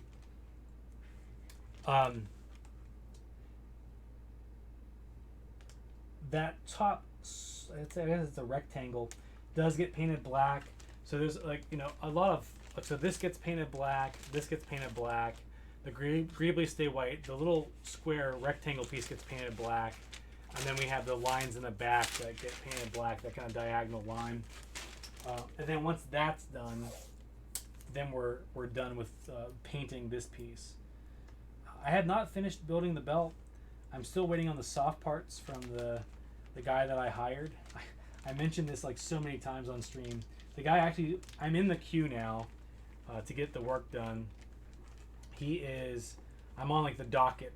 He started my stuff I think last week. So hopefully this week he can wrap it up and then we can actually get my stuff in the mail soon. So I can do all my final fittings for my soft cloth stuff. And then I can finally paint my bicep pieces, the internal bicep and forearm pieces, and then glue them together. And then once that's done, everything has been assembled for wearing, minus strapping it up and putting Velcro and snaps on and that kind of thing. I mean, this costume is getting close to the finish line, believe it or not. You know, there's like a 15 video tutorial on YouTube that the guy who makes the vac form for this lets you kind of watch how he does everything for the costume. And I would say we're probably like pretty close to the end of that series, that finish line. The last major part that we have to assemble is the belt. And I can't do the belt until I have most of this all fitted. And so realistically the belt's going to be the last part of the costume. And the belt is probably one of the more difficult parts, to be honest, because you want to get the measurements just right. I did have some battle damage, so to speak. I drilled through one of my drop box pieces, but thankfully I had some extra. Here we go. Some extra or what do I call that stuff? Epoxy sculpt, and I filled that in. I showed that off last stream. We did this, and I've since painted that, and you can't even tell that there was a hole there at all, which is awesome. So when I go to weather it, it'll even look better. So, all right, I think we're done. I think we're prepped. I'm pretty happy with how much I have taped off. One more piece. And it's the thin stuff. What's my favorite character that I have? My favorite costume that I have? That's a hard one. I really love the look of my Sand Trooper. It looks very, very right out of the movie. I'm very happy with how well it looks weathered. I've gotten a lot of compliments trooping in it from other 501st members and the general public. But like the 501st members, when somebody comes up to you that does this craft and knows how a lot of this stuff gets put together, and they say, "Man, your weathering is really good." I mean, that's something to me. So I really like my Sand Trooper because of its appearance, but I think I really like my Scout because I feel like when I put the helmet on when I'm the Scout Trooper, I get a little bit more goofy and I'm a little bit more out of my shell. So I do like that, and I like the fact that I can sit down in that costume. I can also sit down in my Snow Trooper. I think the most comfortable that I own is probably the Snow Trooper. I mentioned that in the previous stream. But I say that without really wearing my Darth Nihilus costume at an event. I got that approved, I want to say January of last year. And we didn't have a whole lot of troops going on. And then when March hit last year, COVID kind of canceled a lot of things for us. So I haven't actually worn my Darth Nihilus at a troop. But I think that one would probably be the most comfortable because it's like black boots that you don't really see underneath the costume. You wear black leggings and you wear like a black skirt, and it's a black top with a cape, and everything's cloth. So you don't really have any hindrance there. The only discomfort would be the masks. You have like this kind of black shadow kind of face mask that sits underneath the actual Darth Nihilus mask itself. And that's kind of squished up against your face. So I can imagine that getting pretty uncomfortable pretty quickly compared to other costumes that I wear. Because I know you normally don't have a mask right on your face. It usually kind of sits a little bit further away. That sounds like it'd be amazing. Oh, what? Hold on. Oh, wait. Hold on. I'm getting ahead of myself. Probably my favorite is the Vincent Valentine. Yeah, you did that. What year was that? Though I just put together a Casey Jones costume I'm pretty happy with. First of all, your Casey Jones costume is freaking glorious. I think the weathering for a lot of your stuff turned out amazing. It's a very comfortable looking costume. And the fact that you're walking around and people notice you on the streets and you're also in New York City, it's just perfect.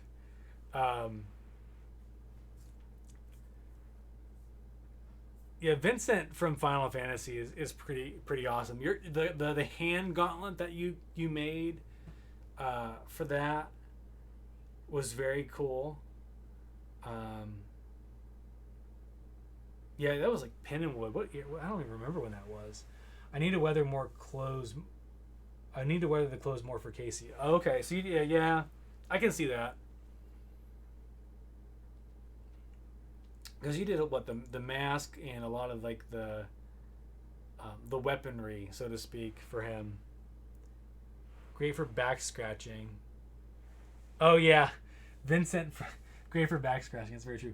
2005, 2006. That sounds right. No, was it? I mean, I guess you had that costume for a while, and then you brought it to college for like Pen and Wood and stuff, for like the costume parties. Because I guess you must have had that then. I like the Grave Robber from Repo. Yeah, that was a pretty like didn't have a whole lot on your face, so you could easily breathe. I did have it around. I used it whenever available. Okay.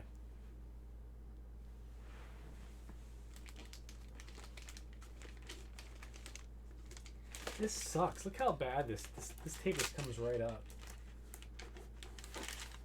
I'm gonna try to stick one layer of regular glue on that and see if I can keep it down.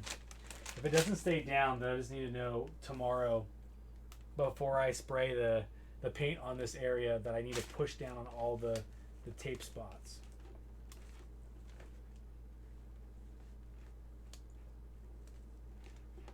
Oh. 1 second. Going back a little bit. Alright, I think we're good with that. Greebly's taped off where I wanted it to be. That extra layer. This backside looks good. The front looks fine. Okay. Yep. Alright, so this is prep for paint tomorrow. And again, we're gonna, once we get this done, then we strip everything off again. And then we go to the side details here, and then we recover everything with paper except for that spot, and then paint those spots. I probably could have sectioned those off, to be honest, but I was foolish enough to not do that. I think at the beginning of the stream I was like, nah, I'll do that later. But now that I think about it, there's nothing really stopping me from like cutting that piece out and doing that piece too. But one step at a time. There's no rush. There's no costumes, so there's no conventions or troops coming up soon. So I just want to move at a pace that's going to make this thing look good. Grave Robber was a good one too. I spent years searching the right parts for the Zydrate gun. Yeah, that's right. Didn't your Zydrate gun glow? Didn't it have like LEDs in it or something? I feel like it It glowed.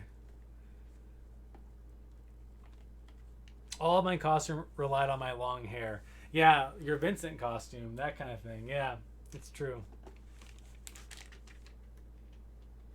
All right, so we're done with that. We're gonna go ahead and move back to the chest plate. And I have scissors here to prep the decal that we're going to use. So I'm gonna go ahead and cut that out. So the goal with this piece, this U shape, is it has to sit for this. Oh, I hear myself talking as Lisa comes down the stairs. You gotta mute that. Is the U shape has to line up perfectly, like I guess within the gap of this black kind of greebly spot, this little indent. I'm a little nervous on doing this on stream because I get one chance to do it. It's hard to peel these things back off, and I think I need to I don't want to just like, oh, let's eyeball this and just stick it on there. I actually need to measure this out and do some measuring work. The problem is I don't want to use a pencil. I mean, I could use a pencil. Let me dive into the buckle. We'll switch gears to the buckle. That's right, the individual vials would glow. That's right, because you had like a hand, like you had a strap to your belt or something, didn't you? You had like a set of them? Or was it all part of the gun? I can't remember. I remember seeing a picture of you. I mean, I was there when you had it on, but like it's been quite a long time. What kind of snacks you got? You got those chips? Yep. So I think we're good to probably glue this. So if I glue this tonight, I don't want to do any painting work down here at the bottom because this has to sit with clamps on it.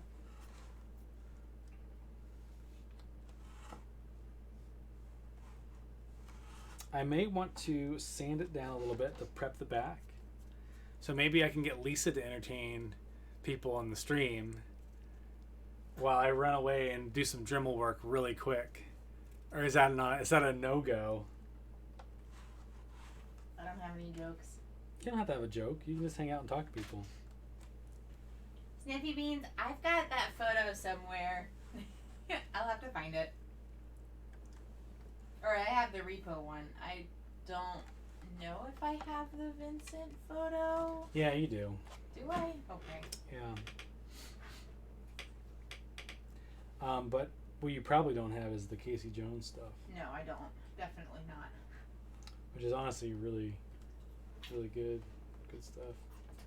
But she doesn't need to look at my crappy pictures from back in the day because Plague Doc has some sweet, sweet pictures of that cosplay. So, of course, I don't know if they're accessible, but... Another thing I'm trying to consider, too, is the placement. There's a white line between this buckle and the gray detail. I want to make sure that when I glue this down, that this gray detail and the black buckle, this gap is almost, if not identical, to this gap on the other side. I'm actually not super happy with the gap that I have here, this white gap, because in the film, this white gap is a little bit more narrow, but based on this mold for this costume, this armor that has been back formed, it's just not necessarily lined up to get that close without doing some modifications to it. I have to, on your DeviantArt that I never touch anymore. Let me look. There you go. He's on the hunt. I'm actually pretty happy with this. I do need to Dremel this. The reason why you prep this Dremel, this is a resin piece. You can see I have a little bit of super glue on the back of that, and that's since been dried a long time ago. That's not going to help with me gluing this. If I prep this to be a nice dry surface, the glue is going to soak into that and hold the piece really well. So no joke, I want to say for the other clip that I did last night, how long would you say, Lisa, that I sit here staring at it before I even did any glue work? You probably weren't paying attention because you were working on other stuff. It was a while. And I just want to make sure it looks good. That's my goal. I'm here to make this costume look good. Yep, I do need to prep a little bit of Dremel action. So I'm going to step away for maybe about 3 or 4 minutes. Maybe Lisa can entertain. Do you not want to entertain? What do you want me to talk about? I don't know. Talk about your experiences with Star Wars and joining the 501st. Or talk about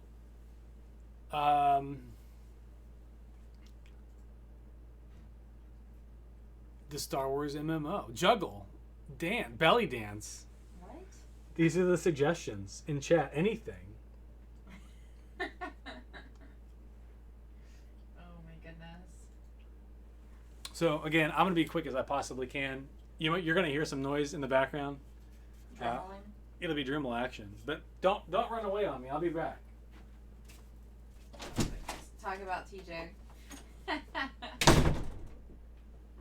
I guess I could. I don't know. I'm not entertaining.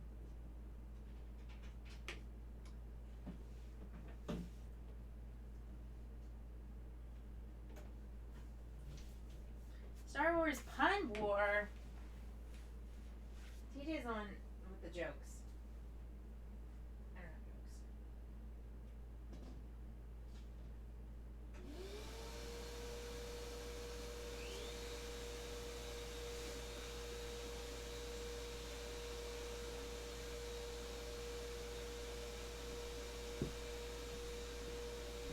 It's cold in here.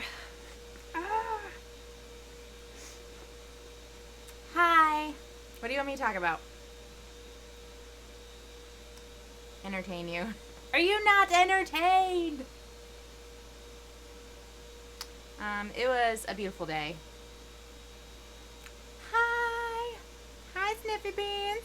How you doing? I miss you, girl. Mwah.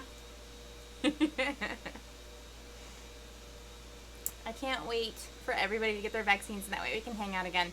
We were talking about, I really want to do a birthday party for Cooper for his first birthday, which is not until the end of July. And I was joking around with TJ that it's going to be a bubble party, i.e.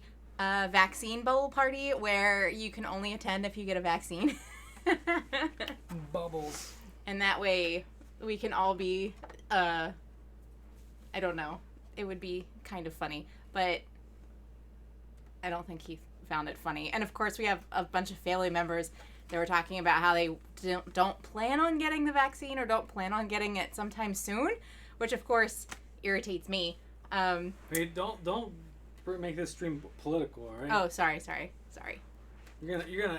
But then they couldn't come to our bubble party. That's my point. Yeah. I think we're gonna glue this. I don't know. So if you look, this is kind of like offset a little bit that way. And there's a gap here. See how there's a little bit of a gap here? Yeah. I kind of need to do that on both sides to make it look good, I think. This one is offset a little bit, like it's going this way. Like this portion. Your shoulder strap is going to the right a little bit. Is it supposed to do that? Yeah, that one's doing the left too, isn't it? A little bit. So I'm gonna glue this down, I think. That looks about the same. If you look at this front on, that looks about the same, right? Yes, I think so. That paint job turned out really nice. I'm glad we went shorter on it. I'm gonna instead clean of that up larger. too. Yeah, it looks really good. Alright, so I'm gonna go get some glue. It's gonna start stinking in here. Great. I mean, once I'm done Good with thing the there's glue, no smell-o-vision. once I'm done with the gluing here, then we can put it in here and it won't be as bad. Okay. Are you gonna open up the window and turn the fan on, maybe? No. I mean, I can. Is that what you want? If it smells really bad, I don't want to die from toxic Alright, fumes. talk to the stream about this. About what? That one. What's this? What is that? It's a chin strap. All I know is, can you see that? So, it is stuck. Oh, it's not stuck. It's designed that way, actually. So I don't know how he's gonna do it, but this is the chin strap that goes on the helmet. And this whole thing, right, has to get painted black. Yeah, so the All fabric the has to get fabric. dyed with like a black dye. Which it's, Velcro, or it's elastic. elastic. So that'll be interesting. It'll be fine. And then the chin cup gets spray painted black. The thing is the existing strap, unless I cut out those pieces and then re-sew them, Yeah, how are you I gonna can't do that? remove it. So I'm gonna have to spray paint it around it like that. I'll figure it out. The chin strap is black Like this, on and the spray paint it. Shore Trooper. There's no documented proof that the chin strap is on the Tank Trooper, but I got it anyway. That is special ordered from a specific vendor that sells safety equipment. I ordered it from, I think it was like Texas or Florida, but this is the exact same model, and this is a chin strap for a European safety helmet. So if you recall, the Rogue One film was filmed, like most of it was filmed in England, and so of course you got to have the English helmet chin strap for the inside to hold all the helmets on the stunt actors as they run around on the beach. Can I sit there? Yeah.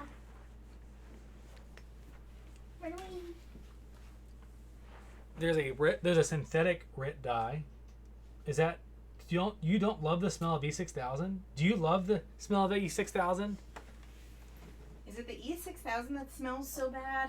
I actually don't mind the smell of E6000 because I've used it so much.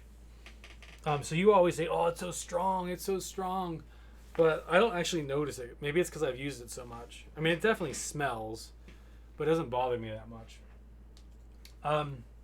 As you can see, I dremeled the back of this. It's all nice and rough. I've kind of lowered it down a little bit. The thickness is a little reduced. We'll see if I like where it's at. I mean, where I had it sitting earlier, it looked pretty good. So again, it's going to look like that. We're going to clamp that thing down. I've got my super duper clamps right here, and we're just going to squeeze it in, and it'll sit there for about 24 hours, maybe at least 15.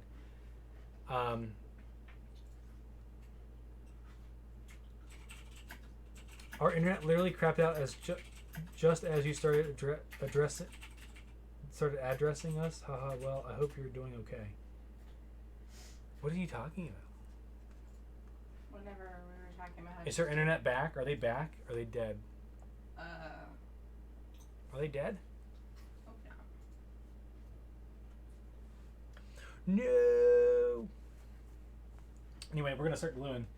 I don't know if I honestly with Ben into doing all this kind of stuff too. I don't know if he's joking or not when he's talking about that you don't love the smell of E6000. Like he might like it. I don't know.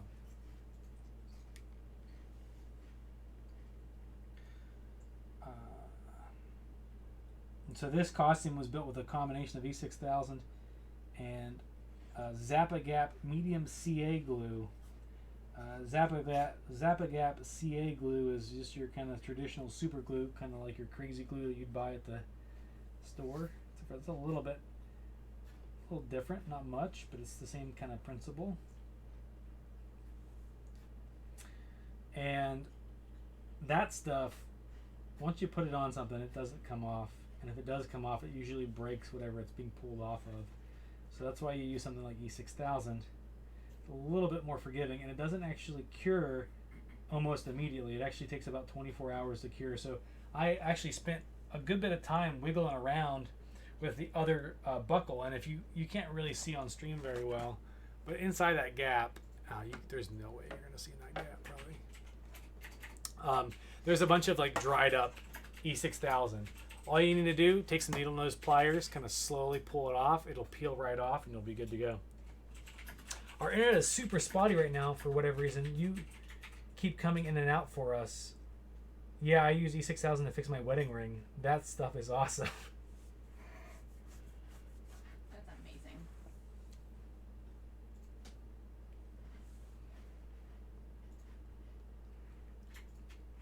You were talking about Rogue One. I bought a purse that's the exact same backpack as Jen has when she was a kid. Yeah, I remember you were saying that. Do you still use it? Because if you don't, and you're like, it's just sitting in the closet, I bet you I could get you some people that would buy it off you for way more money than you spent for it. I personally wouldn't buy it off you, but I know people that would.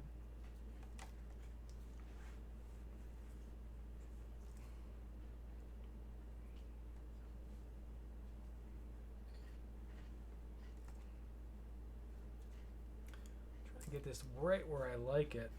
That sounds so bad. Maybe there's a ton of them on Etsy, but the thing is it the exact same model or the exact same? Oh man, I need more glue. I'm just gonna slather this thing up.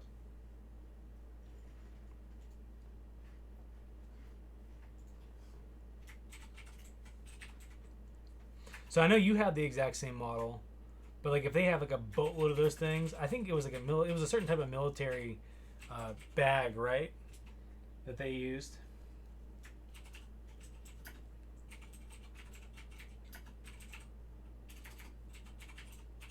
And that military bag might be super common to find. Like for example, with the snow trooper, you have to have Canadian mucklucks that are white, and it's very hard to get them in America. So I actually, like no joke, bought mine from a vendor on eBay through Canada. He had a way to ship it via the U.S. AKA he would drive over the border with his packages because he had a U.S. address and a Canadian address, and he would ship with his Canadian or his American address, and so I didn't have to pay for any customs. I didn't have to pay for any extra fees. He kind of brought it over the border, and then just processed it at a normal mail facility here in the U.S. because he had dual citizenship, and that saved me a ton of money. So I was able to get those Canadian muckluck boots for like $100. And again, they're hard to find, especially with the size that you have to find to make sure that they fit you. I mean, again, they're a Canadian military boot, but again, this is America. I'm gonna go ahead and try to clamp this bad boy up. I already am not happy here.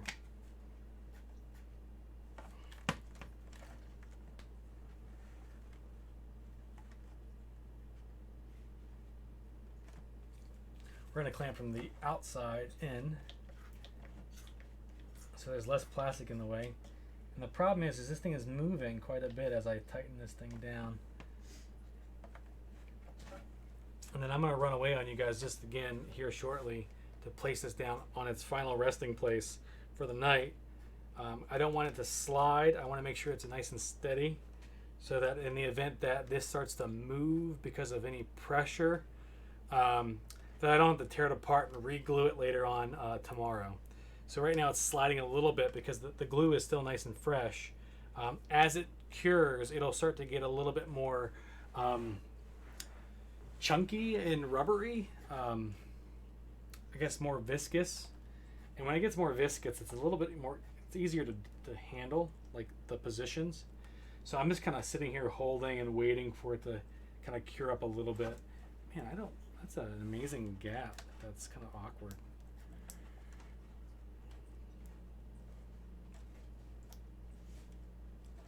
So we want to center it best we can. We're going to bring this up a little bit. And then I'm going to bust out my measuring tape where I don't know where it is. Oh, here it is. 2 addresses, that's smart. Yeah, it really helps out. In his situation, no joke, he sold Canadian military stuff and other Canadian stuff.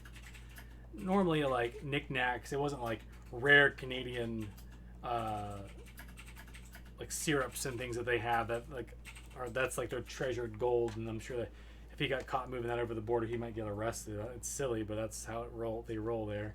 But it was like military surplus, trinkets, and things like that from, whatever there in Canada.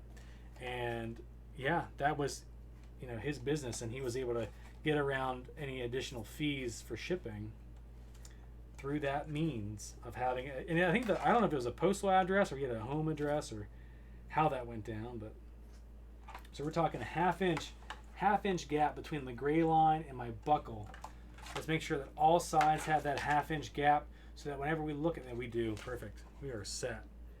That we will have a consistent look on both sides of the costume. We joke that our CO, he used to be our GML, or our Garrison Member Liaison. Those GMLs are the ones that approve your costume at the local level. His name is Michael. He doesn't go by Mike, but like people like nickname it would call him Mike, but he prefers Michael.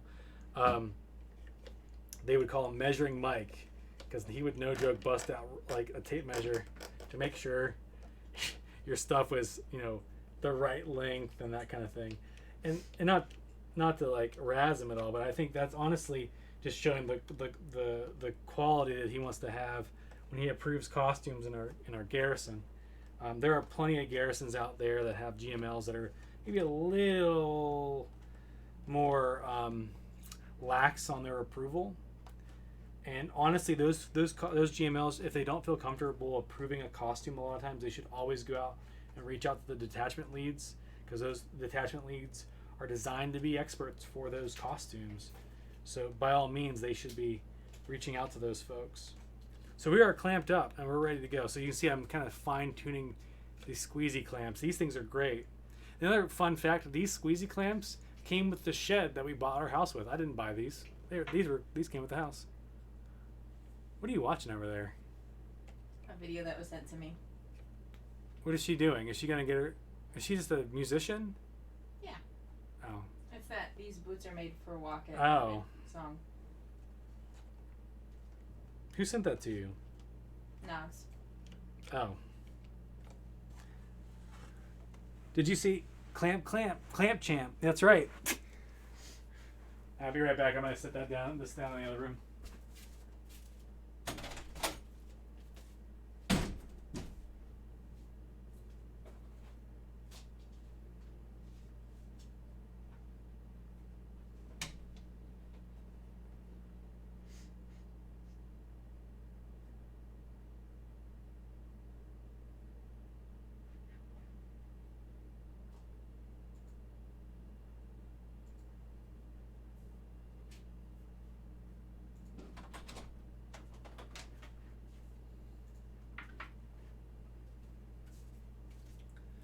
So prepping for paint, we got to do the pauldron, or not the pauldron, but the shoulder bell still. I wanted to show off the helmet one more time. I did touch up. We missed you whenever I was away. Those clamps are a little expensive, so I'm sure they factored. Yeah, no, trust me. Let me tell you about that. So when they screwed us, man. Like when I found out how much they bought this house for and how much they actually put in the work for this house. They painted the house. They painted the interior rooms. That was about as far as they did any home improvements. Because I ended up talking to the homeowner who owned the house before they did, the people that we bought from. And that guy did most of the work, like the kitchen remodel, our tile in our kitchen and bathroom, the bathroom remodel in the main level. Most of that work was done by them. So, we have nice cabinets, but it wasn't from the guys that like we bought the house from. Those were already there. They didn't do anything. They didn't do anything so badly that when we pulled the fridge out, there were no joke like family photos from not their family, but the family before them that lived in our house. Like family photos that like fell behind the fridge. We were finding like Lego blocks. The family we bought the house from had no kids. So clearly they've never cleaned behind the fridge, that kind of stuff. So when we first moved in, we cleaned everything. We pulled the fridge out. We did all that stuff. The house that we had in Cincinnati is now worth twice we paid for it. I wouldn't say that's nice. That's unfortunate, I guess. We found old gift cards too. Oh, you did? You found old gift cards in your house? Were they valid? Did they have money on them? That'd be pretty awesome. That's so wild to think, Ben. Like our house, thankfully, like the housing market's been pretty good for people who own a home right now. Like, so we had PMI on our house, so we had like property mortgage insurance because we didn't pay into the 20%. We didn't own 20% equity in our home, so they make you pay this extra fee to the bank.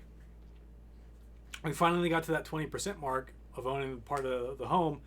And so I had to file a bunch of paperwork and contact the bank and have a new assessor come out to assess the home value. I made this giant multi-page sheet of improvements that, how much it cost and all this stuff like that. And I told the guy up front, I get that it's not going to be right out, like it's not going to be dollar for dollar, but like this is proof that we've, improved the home since we've lived here, unlike the people that lived here before us. He's like, oh yeah, well, we don't really take a lot of that into consideration. I'm like, it seems kind of stupid. Like we bought a whole new HVAC machine, like air conditioning, heating's been completely replaced, all that kind of stuff. But yeah, when we were cleaning it out, haha, I wish. Oh, so there was nothing on them. They were just like zeroed out gift cards. That sucks. That's like finding a piece of money on the ground, and it turns out that it's like fake. It's like a fake advertising. It's Chuck E. Cheese dollars. Or it's like, yeah, it's Chuck E. Cheese dollars or something like that.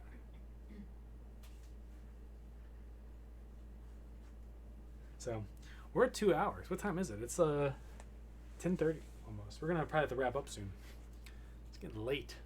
So anyway, at the top of this helmet, if you remember, I was showing off the helmet before. I was working on the helmet like this. I was spinning it around as I was painting all the detail work inside here and in this gap.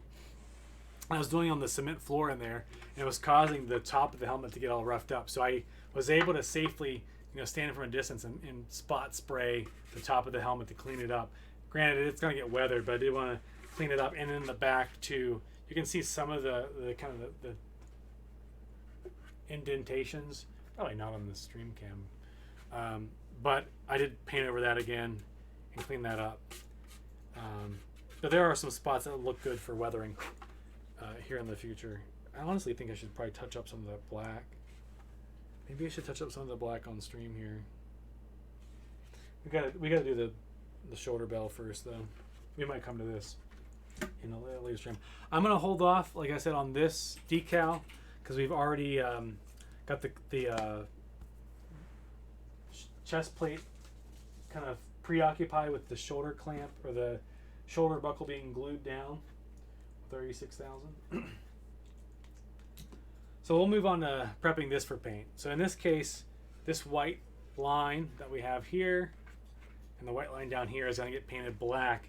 So I got to mask off this center part. I need to mask off this top part. I need to mask off the bottom. So there's 3 sections that we need to mask off. Let's do that. You mean you're not going till 3 a.m. tonight? Oh, no, we're not doing that. I have to work tomorrow. I didn't have to work the next day, and I regretted it.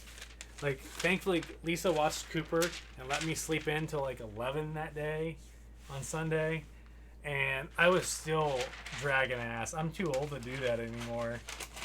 I think if we didn't have kids, it would be too bad. You mean one.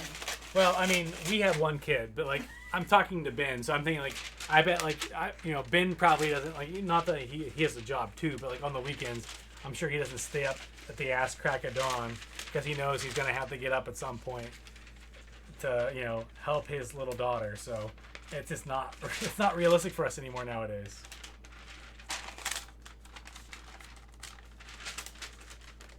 It is quite the challenge. So I'm gonna cut this down the middle and do this in sections. I'm hoping this paint is dry. I just painted this gray part earlier today around 3 or 4 o'clock. I mean, it's dry to the touch. I know they usually want you to wait for 24 hours. Do you think it's safe to put painter's tape down on it, or do you think I should wait? It's probably safe. Or am I getting ahead of myself? I'm gonna bring this up a little bit.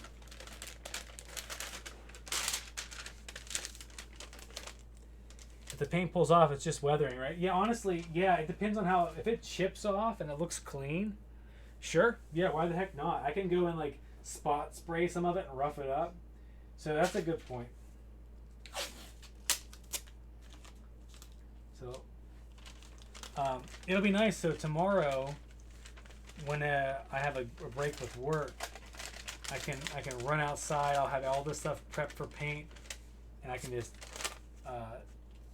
spray it down and run back inside, and then wait for a little bit, and then do it again a couple times, and then we'll be done with all the detail work on these pieces. So I found out, Lisa, this is not the 3M masking tape. We bought the I can't remember. I always have to look. Scotch, the Scotch brand, and it sucks. It's garbage, absolute garbage. I think Lisa's listening to music right now. Oh no, I see your ear. You weren't acknowledging me whatsoever. The fact that you think Scotch is garbage. Is that what you want me to acknowledge? Yeah, thank you. But we use Scotch tape for like wrapping. Christmas gifts, but not for painting. Magic tape. Stuff. Magic tape? What's magic tape? That's what they call it. It's like a version of Scotch tape that I guess you push down and it magically disappears. That's fake. Is that real? Is that what they call it? That's what it's labeled. It's called magic tape? Uh-huh. Pretty sure. Because they have like double-sided tape and I don't know, all kinds of stuff. Not acknowledging you, that's just being married, right? Oh. That is correct. That's rough. I don't get acknowledged all the time. That's not true. When do you not get acknowledged? When I go, do you hear what I'm saying? Well, sometimes. It depends.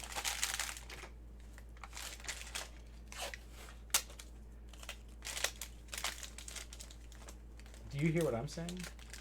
At the moment. Do you hear the words coming out of my mouth? At the moment. As Chris Tucker says to Jackie Chan.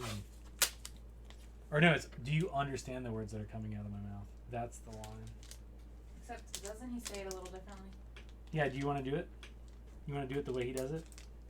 On stream? For everybody? I don't know if I'm going to do it right. He just does it like obnoxiously, that's all. He kind of yells and says it really quickly to Jackie Chan, and Jackie Chan's like, why are you racially insensitive? Nah, that's not what he said. No, who am I kidding? It was the year 2000. Nobody said that. That's not true. Do you understand the words that are coming out of my mouth?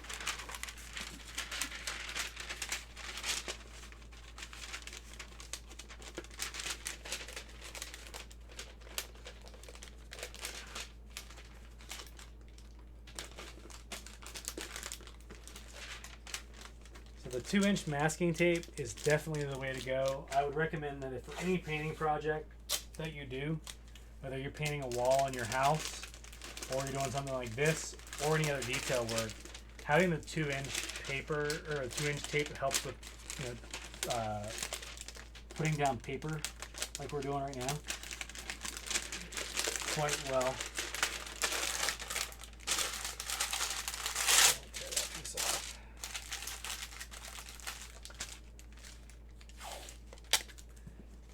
I mean, you can use 1 inch, but it just you can be a lot more rapid fire with your shots, so to speak. I'm painting this off like a chump. This is garbage. We're gonna do some fine line details here shortly.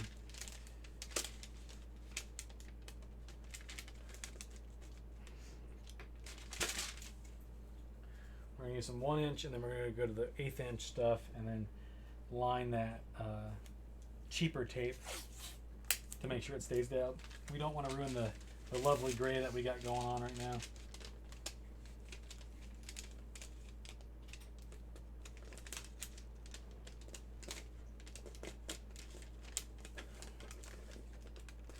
So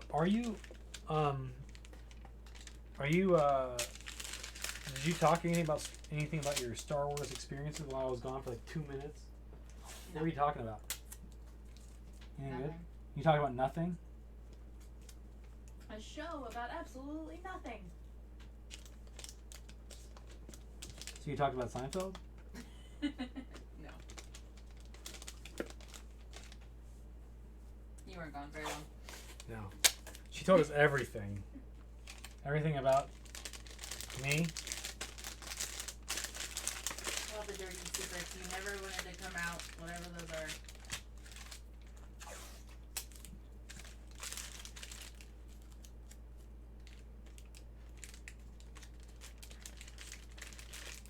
Okay. Well, that's the top. We're almost done with the top. I'm not super happy with it. The edge needs to be cleaned up a little bit. I see some grays poking out. So I want to make sure I cover that with this kind of more expensive, nicer Stevie 1/8 Beans, stuff. they're rebooting Frasier with the same people, or Oh yeah, they are rebooting Freezer. I saw that. with a new cast? Or Well, is they it can't. like, Well, the actor that played the dad passed away, so they can't do that. yeah, but like I mean, Kelsey Grammer. you can't do Frasier without Kelsey Grammer. He is the OG. I mean, he was Frasier on frickin' Cheers. Like, you can't not be Frasier. So is he gonna have a radio show again? Yeah, I mean, I'm sure that's his thing. I'm just curious, like, is it going to be... What do you know about it? Tell me. I just know that it's getting rebooted. Oh. If you want to know an actor who's been through a lot of shit, go look at Kelsey Grammer's Wikipedia article. Podcast. Yeah. No, podcast? He's a podcast? No. Like Doc said, it's probably going to be a podcast instead of a radio show. Kelsey Grammer is the OG. Listen, Sniffy Beans, did you watch Cheers? Did you watch Frasier? He is the OG. Cheers is a great show. We watched that show before Cooper was born. I got through it all. Wasn't it like 9 seasons or something? It was like 8 or something like that. Maybe it was a 9, lot. 7. Frasier isn't. I mean, he isn't a main character in the earlier seasons, but he makes some guest appearances because he's, later introduced as like a certain other character's boyfriend, and then he becomes a main character toward the later like half of the show, and like he's a very enjoyable character. He kind of like, earlier on in the show, like most actors, kind of define themselves on how that character that they want to portray behaves. But like there's this moment toward the middle of the show on Cheers where Kelsey Grammer just finds who he thinks Frasier is, and I think it just that's the moment when you're like, shit, we can make another show out of this. They actually had other spin-offs on Cheers besides Frasier. Do you know what they are? So do you remember what's the girl, the lady that runs that the shorter lady that helped at the bar? I can't even think of anybody's name right now. I'm like stupid. Carla. Carla's ex-husband. What's his name? The guy. Eddie? No. Not that Eddie. Was who she was married to, right? Well, that was like her other husband. That was the hockey player. Okay. The one before that. Yeah, the guy who like randomly makes guest appearance and stuff like that. Yes. So anyway, that guy, he and like the ditzy blonde like stupid Becker? Does that sound right? No. Okay. I'm gonna look. Wife character. They had a spin-off of that show. And it didn't last at all. It was like a handful of seasons. Season Nick. 1. His name was Nick. Nick? Nick what? Tortellini. Tortellini, that's right. Tortelli. Tortellini. Tortellini. What am I? It starts with a T. Spaghetti. I was like, wait, that doesn't sound right. That's the food. Yeah, it's like Nick Tortelli. That's right. yeah, that's right. The sleazy husband. So Never trusted Tortelli. so for the lower half that we have going on, I'm gonna do the middle part here last. The lower half. I'm just gonna use the blue tape, and then we'll edge it with the nicer 1/8 inch tape one more time over top of it. And I think we'll just call that a day on that lower half. We'll do that way, because I think I can cover it all with a 2 inch pretty easily.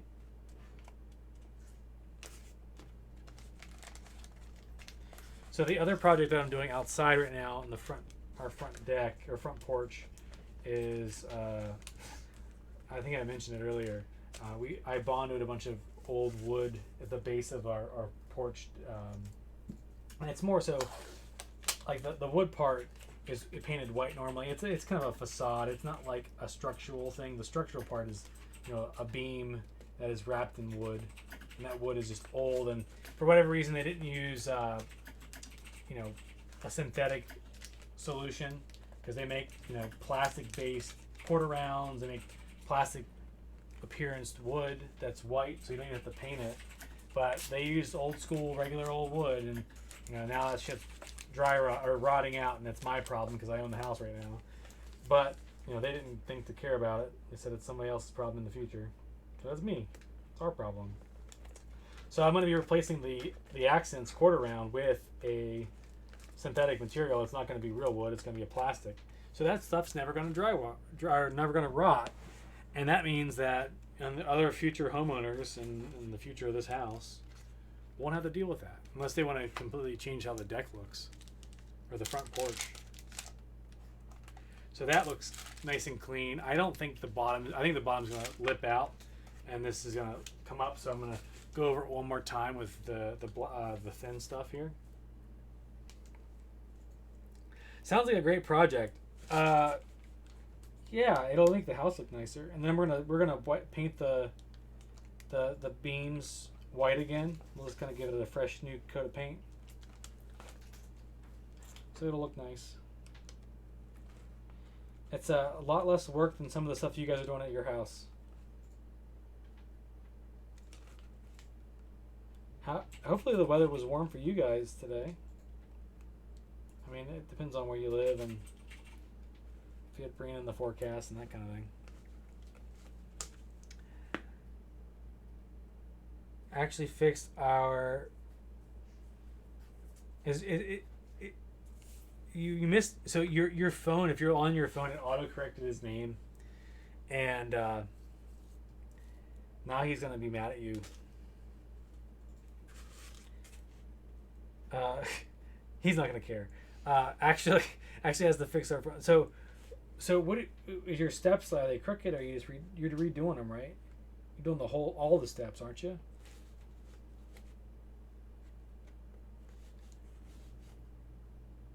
Yeah, it was so lovely here. We went on a nice long walk. The robins are back.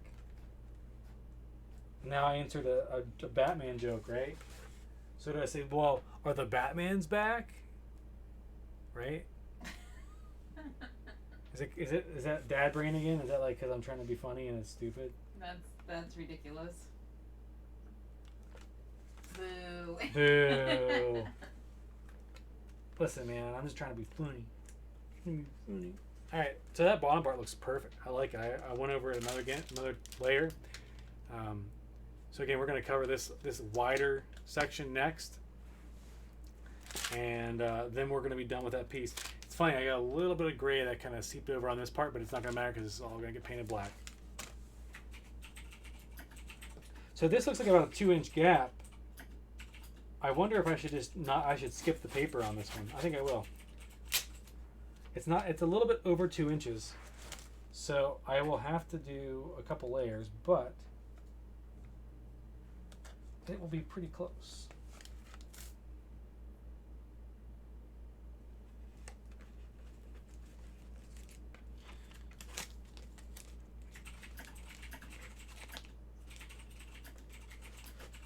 So any other fun Star Wars things you want to talk about, Lisa? And talk about how you've been trying to watch all the movies and the TV shows. Oh my gosh. So you can say that you're a Star Wars champ. It's hard to become a champ. It Yeah. takes a long time. Well, it takes a long time to be a champ, but the thing is, you've already watched all the good stuff. There's nothing good left. That's not necessarily true because No. I have not started / finished Star Wars Resistance yet. That's gonna be which garbage. Is the last. How do you know? Because the sequels suck, and that show was like 2 seasons. All the other animated shows had at least like 5. So you know that a show that had 2 seasons and they just suddenly stopped, you know it's bad. Or because it's more recent, they need to continue putting out more content. I don't know. Maybe it is bad. Who So knows? Lone Wolf has a question for you. I did finish WandaVision, and I had 2 questions for the people that watch that show, and I'm not going to spoil it because it's still very recent. So, just so you know, if you are watching it, the last episode has 2, not just 1, but 2 end scene after the credit kind of things. And of course, I was talking to Lauren and asked him about the second one, and he's like, "Oh, I didn't watch that one." And I'm like, "Oh, I'm sorry. Well, now you need to go back and watch it because I have questions. Lots of questions. I was confused. Apparently, I need to go watch Captain Marvel again because I was very confused by the first scene, and I was like, "Wait, what is happening?" Because I only watched that once, so I need to go watch that again. And that way, I'm up on the things. I don't know. I will send you a message. I can't do superheroes. Yes. I can't do superheroes anymore. Yeah, that second scene, I want to know. First I of need all, the details on that second scene and what was really going on because I have theories. did Sam Jackson show up at any point? No, but that was kind of hinted at in the end credit, and I'm like, well, that makes sense because he's like referenced or whatever. Did you watch Captain Marvel? You kind of like stopped because you're like, I'm anti-comic book movie. I watched part of Captain Marvel because you were sitting here watching it down here, and I just kind of sat down next to you and watched it. It was okay. Comic book movies are all the same. Case in point, Firefly. Oh man. Case in point. Firefly. What are you talking about? Firefly? About how shows that don't have multiple seasons and stuff. Oh, okay. Yeah. All right. Touche. Firefly is amazing. Correct. Yeah. Damn you, Fox. I don't know. Friggin' Fox ruined the X-Files. No, David Duchovny ruined the X-Files. That's a different story. Oh gosh. Because he decided he wanted to be a big old actor and do the movie Evolution that came out in like, I don't know, was it early 2000s, which didn't really do that well. And he wanted to leave the X-Files and do other things. And then he ended up coming back and doing a couple random episodes anyway, because that was kind of his bread and butter, and that's where he was making most of his money anyway. But then he went on to do great shows like Californication, which people like. I tried to get into that show. I couldn't. It wasn't bad. But fun fact, Californication, there is one of the daughters, I think it's a stepdaughter or something like that, of his, in the earlier season, like season 1, season 2, that he ends up like sleeping with, is the little girl from The Nanny, the youngest girl from The Nanny. So if you want to see that girl topless, go watch Californication. That's creepy. Yeah, it's a little weird because it's like, wait a minute, isn't it the little girl from The Nanny? Oh, it is. Okay. This is awkward because I'm seeing her boobies. That's weird. I love everything MCU. They're doing so much better than Star Wars, in my opinion. Yeah, they are. You know why? Because the sequel trilogy sucks. True story. Well, But Mando's great. Force Awakens. No, sucks. What? I mean, it was No, fine. Force Awakens wasn't bad. It wasn't bad, but it wasn't amazing. But it also was like leading up to this supposed to be great sequel trilogy, which was just garbage. Yeah. I mean, I thought Force Awakens was, well, of the three. Like, Last Jedi was just awful. And then the third one was really, like, making up for how bad Last Jedi was. Which they didn't do. I mean, it was hard to make up for how bad it was. It was real bad. So the funny thing was, is like, I was really anti Last Jedi. Or no, what was the second movie? Last Jedi? I don't even know. Rise of Skywalker was the third one. Yeah. What are your thoughts on Rogue One? I loved it, but hated Solo. I loved Rogue One. It's funny because, you know, I decided to make a costume from Rogue One. Rogue One felt like it returned to its roots, but still stayed relevant to the new Star Wars kind of formula. Dude, the freaking star battle that happened in Rogue One, like toward the end of the movie, probably one of the best ever. Like, That was really good. Solo, you know, funny fact, I only saw Rogue One in theaters once. I saw Solo in the theater twice. Solo wasn't very good. It wasn't bad. I would watch Solo before I'd go back to watch A Last Jedi or the Skywalker, whatever, Rise of Skywalker. I would go back and watch Han Solo first. That's how bad I hate those other movies. Definitely. All right, we're good. Oh, we're not good. What am I doing? I'm like talking and not finishing what I'm doing. I'm thinking I'm done, and I'm not. I'm ready. I'm ready to be done. No, not really. Separate this piece. Oh, you haven't seen Solo? I wouldn't go out of your way to see it, but it's not bad. There's some really good moments in it. There's no lightsabers. So if you like lightsabers, don't watch Solo. But there's some really cool scenes in that movie. The Darksaber's not in that. Darksaber is Darksaber's not in in it. No, it's not. The main bad guy villain has like this stupid like dagger that heats up. That's it. It's not. It's like a vibro sword, but it's a dagger, and it looks funny.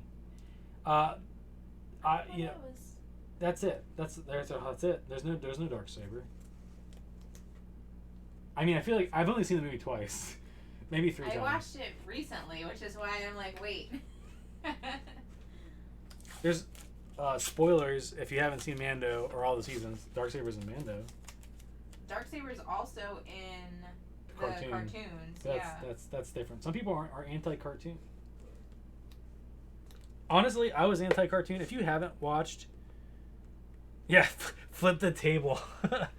if you haven't watched the cartoons, and they are kind of hard to get into at first, but they're really good. They are. The first, I mean, I don't know.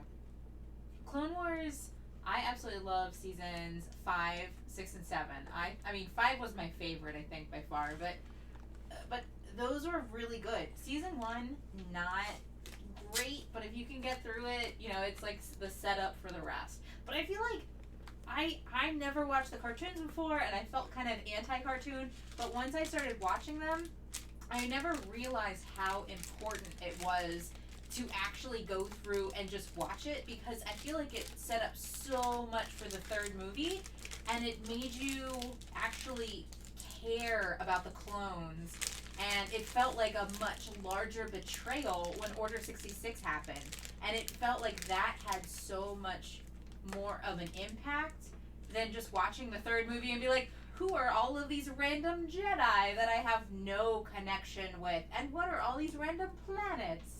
Rokas says he needs to go back and watch the cartoons. Yeah, you should. You do, yeah. Like, I get through stuff, kind of get the ball rolling, and I promise you won't be disappointed afterwards. And then you still have a place in your heart for the 2003 Clone Wars, the 2D animated ones. That was on Cartoon Network, wasn't it? And then suddenly, like, Lucasfilm got some other thing going on with it, and then they were like, "Oh, we gotta ditch this." And I think there was some sort of contract dispute, and they kind of randomly, abruptly stopped that the 2D animated show, and you can't even find the 2D animated show on Disney Plus. So you can't even watch that.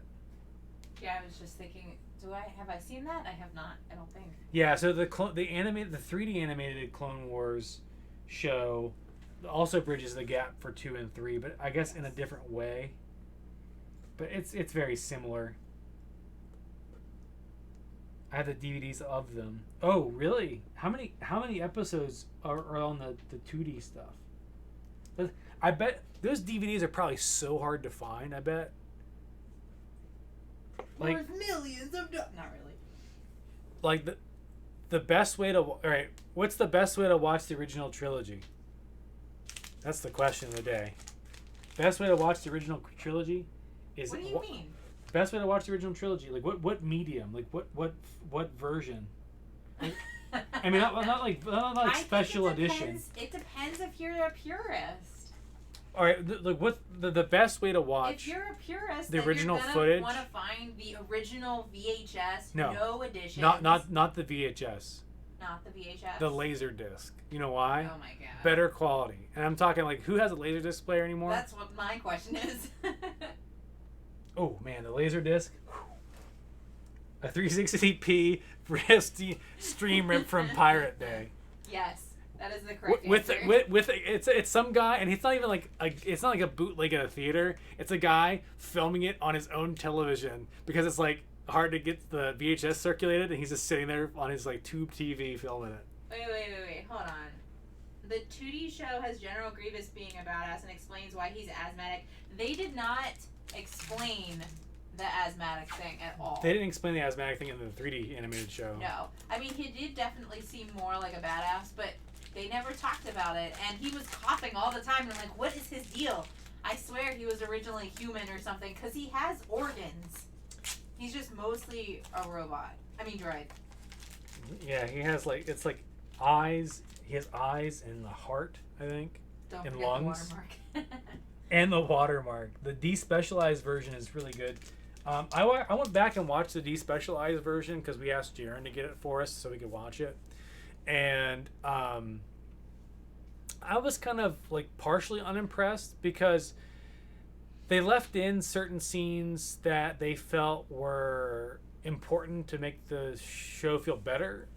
But they also cut out scenes, like, people don't remember the scene where C-3PO is throwing a bunch of dead Jawas in a fire pile. Like, that, if you watch the VHS tape, if you watch the original movie, if you can get your hands on it, like the Laserdisc and that kind of stuff, there's no joke. When the Jawas are, like, destroyed by the stormtroopers, which apparently they had really good aim then, and it's funny because Obi-Wan makes a joke of, not a joke, a reference, like, only stormtroopers could have aimed this good to shoot all these Jawas, and they're like, these guys are like this tall, they run around really quick, and they can't shoot anybody unless they have, like... Are they quick, though? They're so I think little. they're wiggly. Their legs are so tiny. Like... I mean, the thing is, they don't have plot armor, that's the key. They don't have plot armor, so they die, and so that's why the stormtroopers can hit them. But anyway... No joke, there's a scene where C-3PO is just like throwing a dead Jawa body in a pile of dead Jawa bodies that are currently on fire. So, Mace Windu crushes his chest as he's trying to flee. That's what happens? Man, Mace Windu, what a badass. You know, he doesn't get enough screen It's time. unfortunate that he doesn't get enough screen time, and they better hurry up and make a Mace Windu appearance so that he's not like dead in canon, because he just fell out a window. You know, Luke Skywalker fell out of a giant freaking thing in Bespin. You know, he stayed alive. I mean, why not? Plot armor. Why not Mace Windu?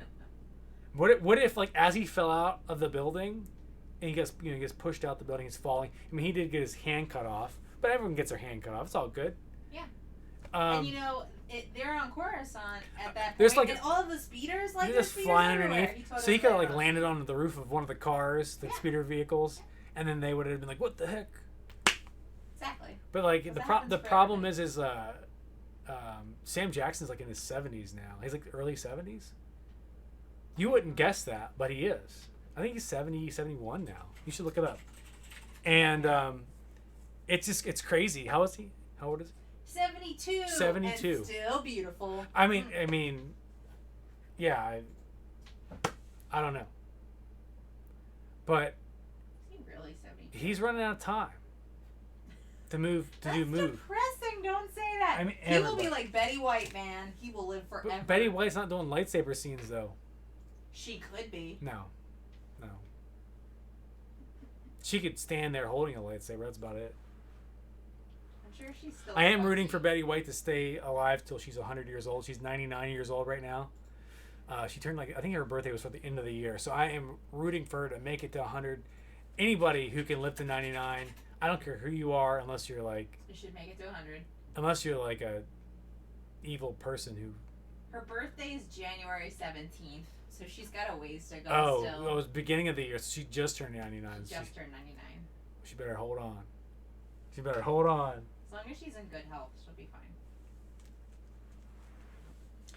I think we're almost done. We did the top layer. I got one more line to do down here, and then we're done with this prep paint work. And look at this. It's all ready.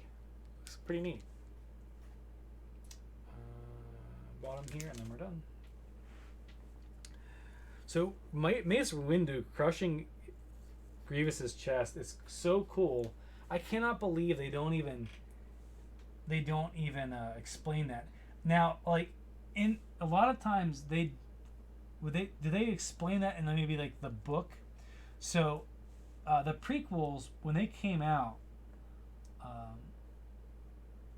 they would also release a book version of the prequel story before the actual film got released. And sometimes the actual book itself had some extra stuff in it that wasn't in the actual the movie. And I don't know if those were considered like maybe deleted scenes that they just didn't have time, like the film time to run it. So they cut it out. But like maybe that was an original George Lucas idea when he wrote the script, and they just cut it for time. But I wonder if like that is written in that book, that Mace Windu did that in like the Attack of the Clones novel. Or I mean, because I'm wondering like, would Disney say, because Disney owns the rights now, would Disney say that Grievous is coughing for another reason? Because that 2D animated series of Clone Wars isn't acknowledged by Disney because they don't own the rights to it, and somehow it's kind of vanished into thin air. So I wonder what Disney would think. It's interesting that Disney let Luke Skywalker come back. I don't know. I feel like they shat all over Luke Skywalker and the sequel trilogy. I feel like Mark Hamill felt the same way without flat out saying it in interviews. Is like he was super disappointed in how they kind of made him be. In no script, any true director or writer, whoever wrote the script for the scene where Luke Skywalker was contemplating killing his nephew at the Jedi training facility that he was running, like in his while laying down in his sleep, or he's gonna turn dark side, but should I kill him in his sleep? That's not Luke Skywalker. He would never do that. Because if he is willing to go to the ends of the earth to try to bring his dad back from redemption in Return of the Jedi, there's no way he would do the same thing, or he would not do the same thing for his nephew. He would try everything in his power to redeem him. He would not go and think about murdering him in his sleep. That's not Luke Skywalker. That's stupid. At that moment, I knew this movie was dumb. I'm done with this. Like, that's not Luke. They can shit all over Han Solo for all I care, because Harrison Ford hated the character anyway. But don't shit over on Mark Hamill and Luke Skywalker. And I know people that I like Vic at work, and he's always like, I'm talking about like Star Wars. He's like, Luke Skywalker is a little bitch. He's like, he's just a little whiny boy. I'm like, yeah, like in the first film, because he didn't know anything. He grew up in like the backwoods, so to speak, on Tatooine, fucking moisture farming. Like, yeah, he wouldn't know what's going on. Momo says, It was all a misunderstanding. Luke just wanted to kill the monster hiding under Kylo's bed. What would the monster be? What would you say the monster would be? Would it be Snoke? Would Snoke be hiding underneath the bed? He thought he saw a rat. Multiple clones of Snoke, because there's a bunch of Snokes. Jar Jar. Jar Jar. I mean, ever since Ahmed Best had done that, I don't know if they're still doing that game show for kids, the Star Wars Jedi game show thing. I am like a huge fan of Jar Jar Binks now. Like I am. So people are like always shit talking Jar Jar Binks, and like George Lucas loves Jar Jar Binks, and there's all the memes online about like he loves Jar Jar and like people should like Jar Jar. I'm a Jar Jar fan now. Like I think I've been converted because Ahmed Best is such a good actor. I mean, think about it. How do you feel about the conspiracy theory that says Jar Jar is actually behind everything and a dark, super, super dark Sith? No. Mastermind. No. I like. It's kind of fun. It's a fun idea to think about, but no, I don't think so. He planned it all.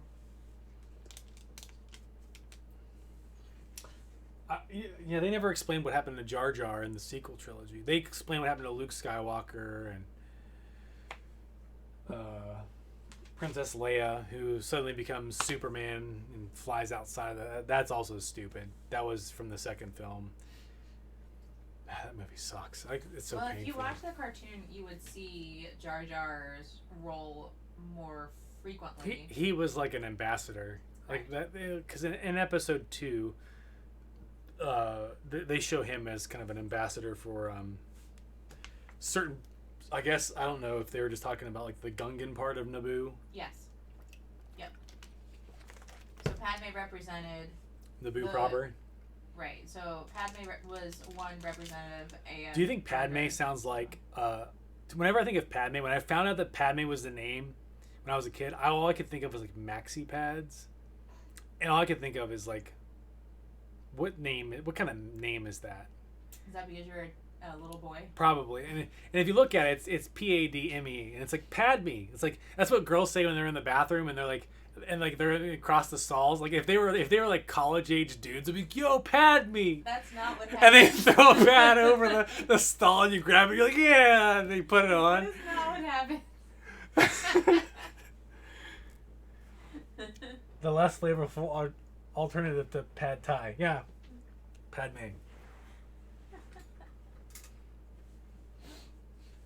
So that's what was going through my head as like a late middle schooler back in the day.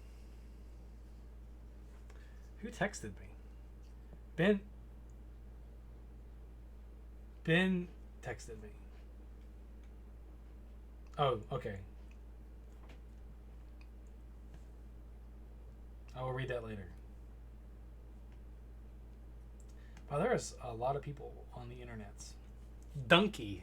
I started following Donkey. He's streaming on the old Twitch. Maybe he's been streaming on Twitch for a while, but I finally started following him on the YouTubes, and yeah, he's doing some stuff. Amanda's streaming right now. If you're into the old Animal Crossing New Horizons, Billy Mitchell, the OG King of Kong. Billy Mitchell is streaming he's playing Donkey Kong right now. 53 viewers. I thought he was the Pac-Man man. Oh, he's Pac-Man man. He's the gamer of the gamer of the century. Well, he originally. You want to talk Billy Mitchell history? No. Okay. So there was this other guy, back in the. You started me on this now. Back in the 80s. They had a bunch of kids get together, and there's this. Go watch the documentary if you haven't done so. There's a great documentary about this story, and Billy Mitchell and the guy who lied about his Donkey Kong score and all that stuff. Go check out the documentary Chasing Ghosts. It's a great documentary. Don't like. So you've heard of King of Kong probably. King of Kong is very like staged and dramatic. Chasing Ghosts is not like that at all. It's more so the history of like competitive video gaming. And you got people like Walter Day and I don't know if Steve Weeby's in that one, but there's like a lot of different game champions of specific arcade games from that era, and kind of what they did when they were growing up as kids and what they're doing nowadays. I mean, nowadays, I think that documentary came out in like the early 2000s, maybe mid 2000s. But it's a great one. If you haven't watched that one, check that one out. If you haven't watched Arcus is playing Ninja Gaiden 2 speedruns. He's the dude who wears a cowboy hat usually, or some sort of cowboy getup on his stream. He's got 463 people watching him right now.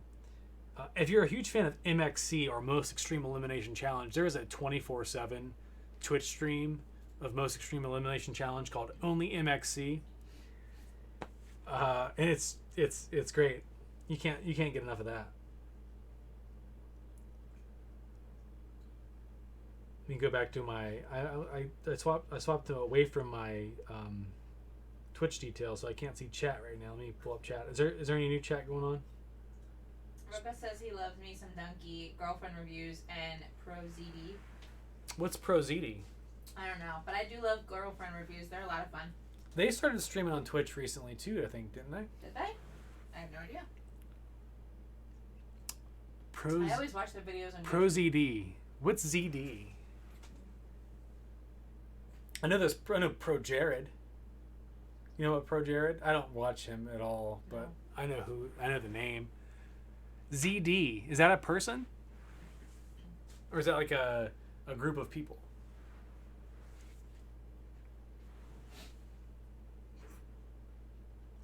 We're done with this, by the way. I think we're wrapped up with that one. So this one's ready for paint.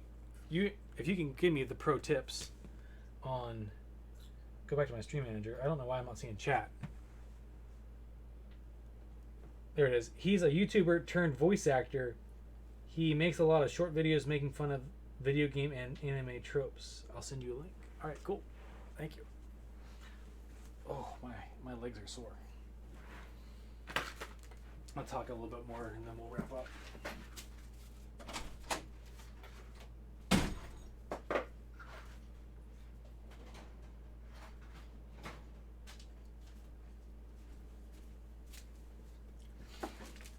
Stuff in here. We're ready for tomorrow.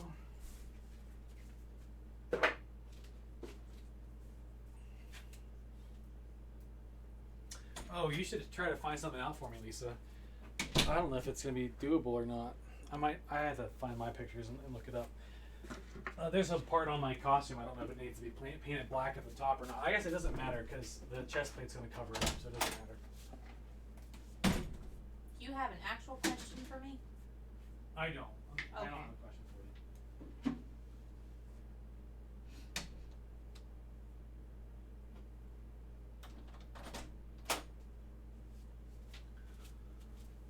Alright, so we're going to slowly clean up a little bit here.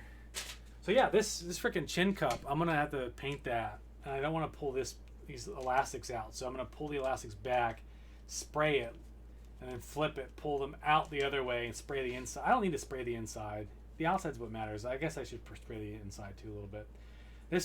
This is plastic. It's going to chip away. Again, the Shore Troopers definitely have this exact model chin cup. The tankers, I don't know. You really can't tell, and there's no proof that there are. But I'm gonna add it anyway to help that helmet stay on my face.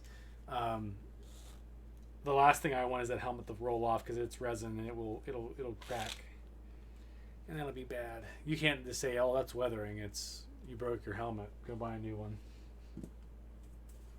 So we're almost out of the blue 2-inch tape. I'm gonna set this up. Actually, we can do some show and tell too. I got a book I want to show off. Some of the details that we can talk about with how to build a CRL. And if you can't find materials from a movie, what do you do?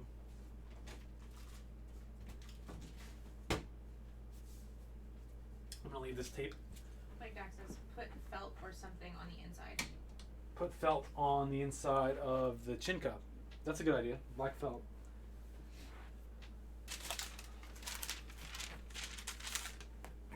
Leave this here. Put this away. This can come up here. Just cleaning it up. Don't want a little mister coming in here and trying to grab scissors and tape and all that.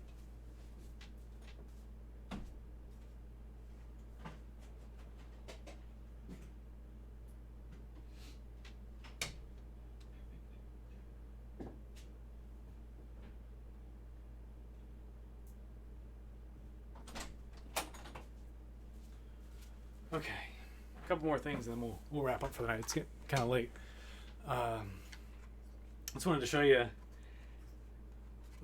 this was the side that had the hole drilled through it, and I filled in that gap, and you can see, if you actually look for it, there's the hole.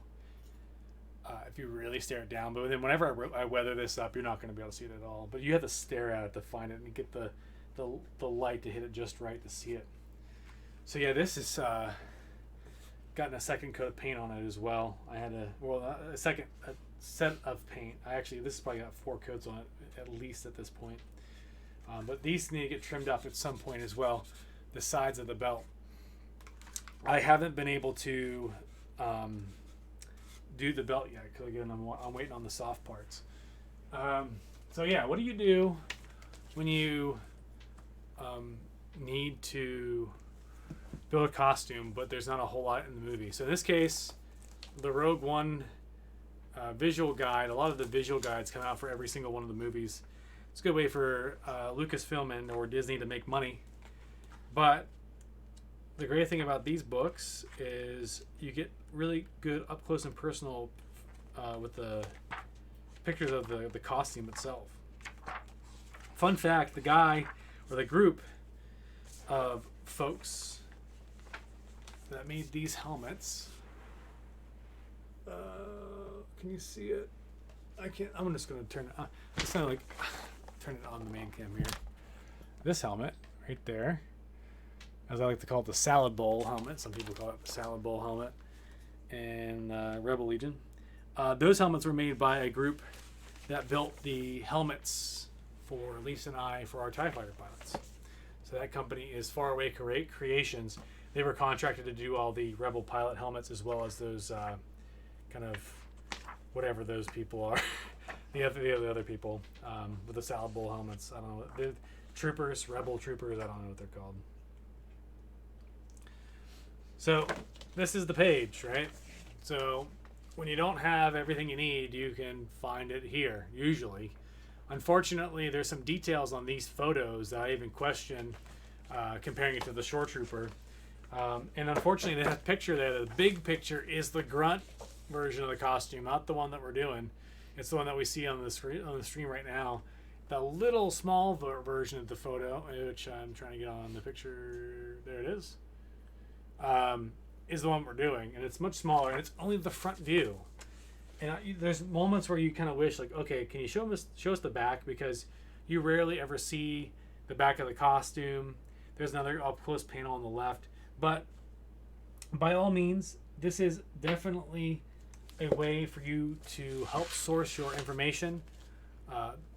Any of like the Lucasfilm, Disney approved kind of booklets we use to help us with CRL generation for costumes, like this trooper specifically only has one scene that he's in Rogue One, and he doesn't last that long. He gets shot and gets killed.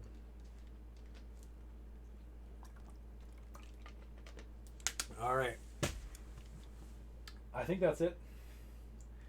You want to tell them a joke before we leave? I don't do jokes. You do. You do dad jokes. Do you want to tell them a quick story before we leave? About what? I don't know. We can just leave. We can just leave. We can just leave. Bye, Felicia. Well, hopefully you guys had a good time. I appreciate you guys hanging out. It's kind of like hanging out this is on our living room. This is our basement. We are finished like family room space, I guess, technically, or I don't know what you call this. Yeah. This is the closest thing that we have to a family room. Yeah. I mean, isn't that what this is?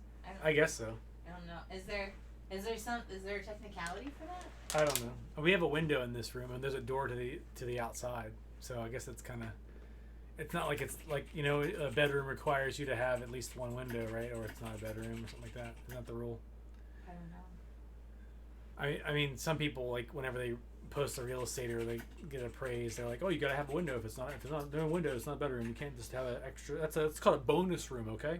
Bonus room, right? Isn't a bonus room, aka large closet. I mean, we had where we lived in Maryland as kids. my parents turned one of the rooms in the basement into a bedroom. It didn't have any windows. Yeah, but I think you couldn't probably like legally market it, or not legally, but like you couldn't like I think you can't legitly market it as a extra bedroom whenever you're going to sell it, right? I don't know. It had a closet. Oh, maybe you could. I don't know. It actually had 2 closets. I'm One not of a real them estate led to agent. the outside, which was kind of weird. I'm not a real estate agent. I don't know. It varies state by state. Thank you, Plague Doc, for that information. I don't know what the rules are. Was that so? Someone that said bedroom had to have a window. Was that in West Virginia? I think that was a West Virginia thing. Maybe it's West Virginia rule. They let you not have to have a window if there is a. And it's kind of weird because in the certain situations, like in the Pennsylvania, like the Pittsburgh area, some of the old houses, even in Wheeling too, have like those kind of coal miners freaking bathrooms that are like usually like attached to the garage in the basement, where like there's like a separate toilet and like a separate shower that's just kind of like randomly in the basement. And I always kind of deemed that like the coal miners. So it's not a rule in New York, at least while we were apartment hunting. Yeah, What makes it a coal miner room? Huh? What makes it coal miner? Well, the idea is the person who was in the mines would come home from a long day.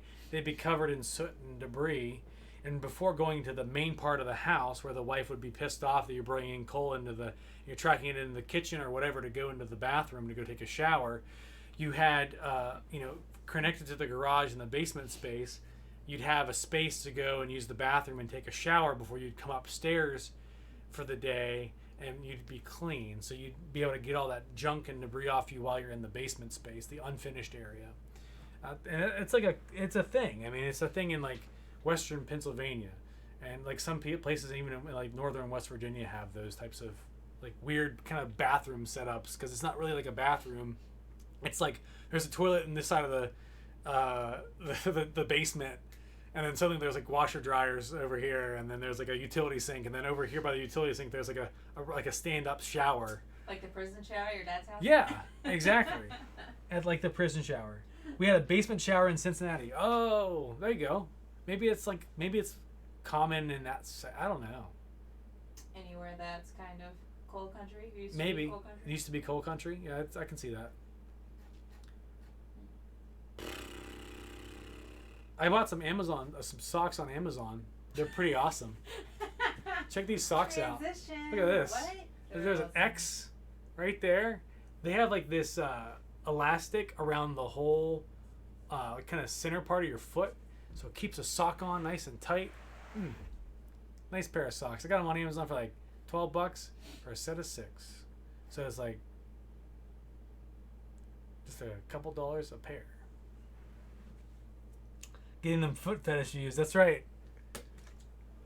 I got socks on my feet though. I don't know if that counts. I gotta see my big toe or not. I don't know how that works.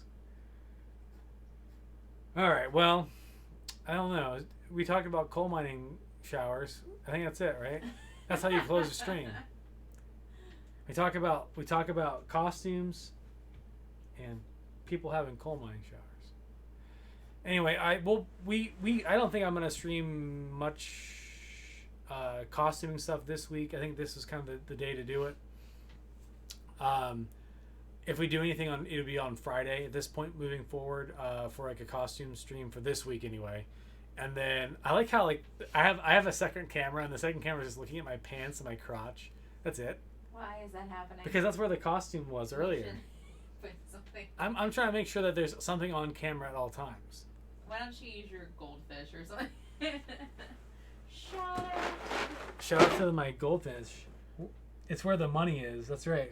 Foot fetish stuff, showing off my crotch. At least I'm not hanging out. Oh, that's good. Oh my god. If I was, I would not be on Twitch anymore.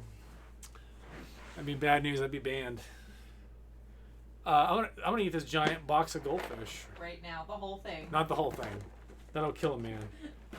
Are you sure about that? Oh, that would kill somebody. I think your stomach would just fall apart.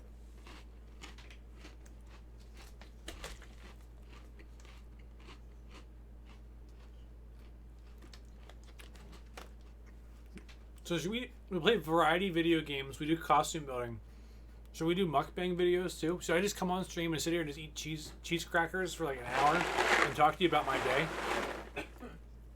And then glugging my water. Let me tell you something. Cheese crackers and milk. That's the goal.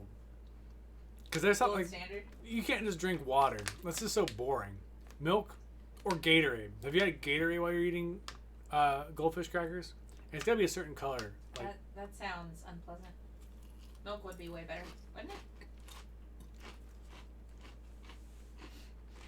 Okay, so question. But with mukbang, don't you need to have like the close-up chewing sound, almost like ASMR kind of style? No, you don't have to be up real close and personal with the camera when it comes to eating. I don't know what the rules are. Do you know what the rules are? Cheese whiz. Oh man. Do you eat cheese whiz? Is that what you do? Have you done that before? That seems pretty. That's a lot of cheese flavor. I haven't eaten cheese whiz in a long time.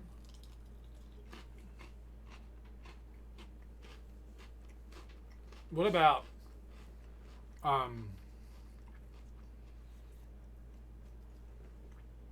No, I don't know the rules of the mukbang thing. Maybe you do have to be up close.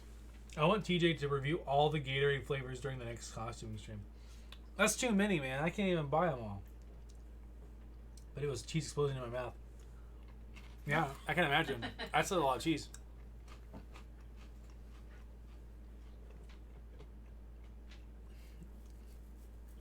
I wouldn't mind doing the Oreo thing. I did Oreos the one time. I had like 3 different types of Oreos and I ate them. My favorite Oreo. I should go get my favorite Oreos right now, and then we'll wrap up the stream by, I don't know. You could talk about Oreos. Do you want to talk about Oreos? I'll go get you Oreos. Yeah, go get me some Oreos. Can you get me some milk too? You want me to get you a sandwich while I'm at it? No, just cookies and milk, please. Right before bed. I'm gonna eat a bunch of sugar at like 11:30. Oh my god. Thanks, Lisa. Everyone's saying thanks. Get me some too. Lone Wolf wants some. Cookies or milk or both? Both.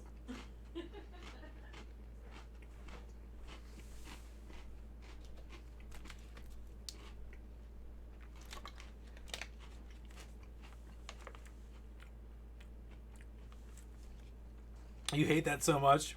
The real Philly cheesesteak uses cheese whiz. I didn't know that. I'm not a big fan of cheese whiz. I think the last time I had it, I want to say it was probably, I was definitely in college. And it just, I don't know. I mean, it's okay when you first have it, but if you have too much of it, like, you just feel miserable. So Lisa's gonna eat me some milk and cookies. These cookies are a new Oreo cookie. I don't know if they came out recently, but they say new on the label. Oreo's been like stepping up their game without hesitation to bring out new flavors on a regular basis. Did you guys play? I want to say it was about a year, maybe no, it was definitely more than a year. It was like 2 years ago. Oreo had a mystery flavor game that they were doing, and you had to guess what flavor the mystery flavor was of the cream. Do you guys remember that? Everybody on Reddit knew what it was immediately. I didn't know Reddit knew immediately, but like my buddy from work brought in the Oreos.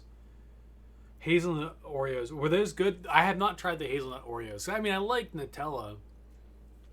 I like the dark chocolate Oreos. The dark chocolate cream. But then it's just chocolate. And it's just a lot of chocolate. Lisa doesn't like it. Even though she loves dark chocolate. But hazelnut might be a pretty good thing. Anyway, the mystery flavor was Fruity Pebbles. The cream tasted like Fruity Pebbles. It was pretty good. I was into it. And yeah, they were like giving away money if people could guess if it was Fruity Pebbles or not. And everybody in the world knew it was Fruity Pebbles immediately when they had one. And so they had to like do a random drawing to see who would win the money. Java chip, kind of like ice cream flavor, like Java chip ice cream Oreos. You gotta show off this cup because it's so old. Oh yeah. And for our peeps. Some people know what this is. I can't tilt it because I'll have to do it over here. Remember this cup? This cup is old. It's 2008. Fall 2008. I still have that cup. Good.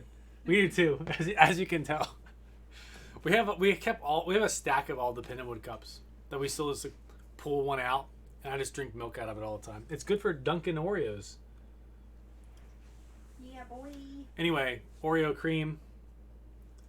We're not becoming an Oreo review thing. There's like little specks or flecks of, I don't know, in the Oreo. Maybe it's just like, Isn't it Java chip?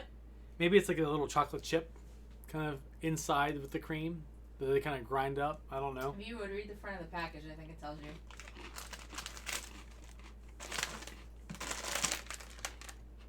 Coffee flavored cream with chocolatey chips. Not chocolate chips, but chocolatey chips with a Y. What kind of meeting? What kind of sales, like marketing meeting did they have where they were like, should we add the Y? Chocolatey chips sounds cuter. We'll sell more chocolatey chips, Java chip Oreos if we add the Y. Those are the type of people. I don't know. I couldn't take that meeting seriously. Who has the idea of cookies and cream Oreos? Let's make Oreo filled Oreos. Have you had those? I like the idea. Is that a thing? It's not a thing. I don't know. Ew. These are double stuffed. I mean, peel off each one, and now you're quadruple stuffed. It's not quite mega stuffed, but It's not double stuffed? Or no, because it is double a stuffed. double already. is quadruple. Not your thing. It is a thing. I'll have to look for those. I don't know if we've had them.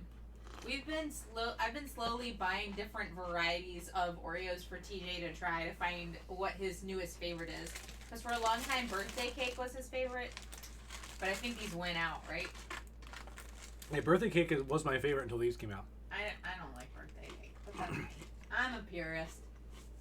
So, you think they call them chocolatey chips because they're not actually chocolate chips?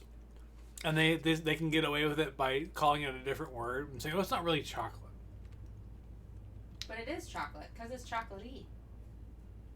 But the thing is I wish I had a better example right now, something else I could say. Like, name another product that was like, oh, it's kind of like meat, but it's not really meat. It's pretend.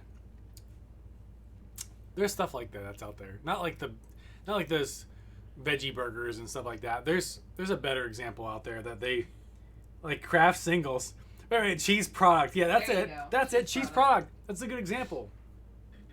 It's just like manufactured.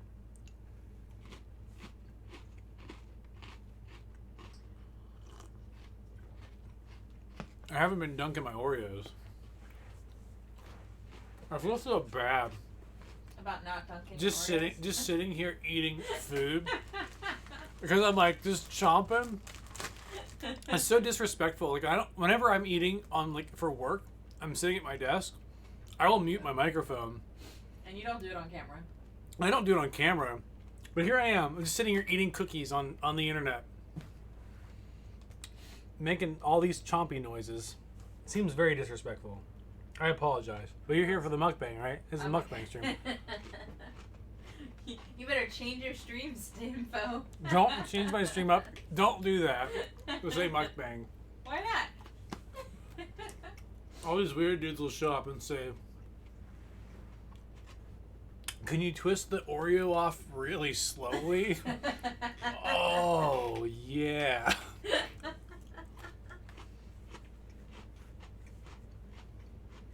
That was magic. You're getting a free ASMR, yeah. Pringles are the worst. Like, Pringles are potato crisp because they don't meet the nip. So, because, I mean, it's just potato starch that they probably, like, shape into the form of a potato chip, right? I think so. Pringles are the worst. I mean, honestly, I have a love-hate relationship with Pringles. Because, first of all, they fit inside of a tube. That's nice. Is that the part you love? Mm-hmm. And they're all, like, perfectly shaped. So if you put it in your The mouth, duck thing. you do the... Yeah. The small things in life, you know? Oh, yeah. Pringles are the worst though. I mean, I would much rather have a regular potato chip than like a Pringle. But like if Pringles are on sale and like $1. No. Still no. Cause they're just full of regret when you eat them. Unfortunately. They are fun though, like the bugles where you stick them on your fingers and then you eat them off your fingers. Yeah. I haven't had those in a long time either. Bugles are just salty corn disappointments.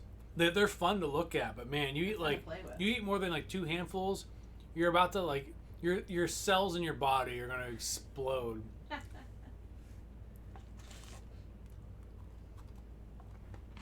Oh man, we got a live one. The full cream fell out of this one. We're gonna make a mega stuff. We're doing this. Oh my god. Your fingers are too big for bugles now? Aw. You just use your pinkies. That's when you use Ravenna's fingers. Yeah, just stick them on your daughter's fingers and eat them off and see if she like looks at you really funny. Like, what are you doing? She would try and eat them. She would try to eat them. All right, we're gonna do the. Was it sextuple? What is 6 thicknesses? This is definitely mega stuff. Look at how thick that is. That does look like mega stuff. Get in there. Look at all that. That is a lot of cream. We're gonna be up all night.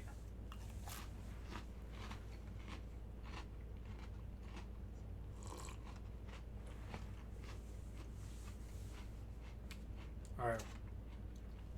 Let's say I finish up all these Oreos, then we go to bed. Right afterwards? I mean, we'll end the stream after that. That was a lot of cream. Do you know about the oceanic pool of inaccessibility? No. Sorry, I'm reading right.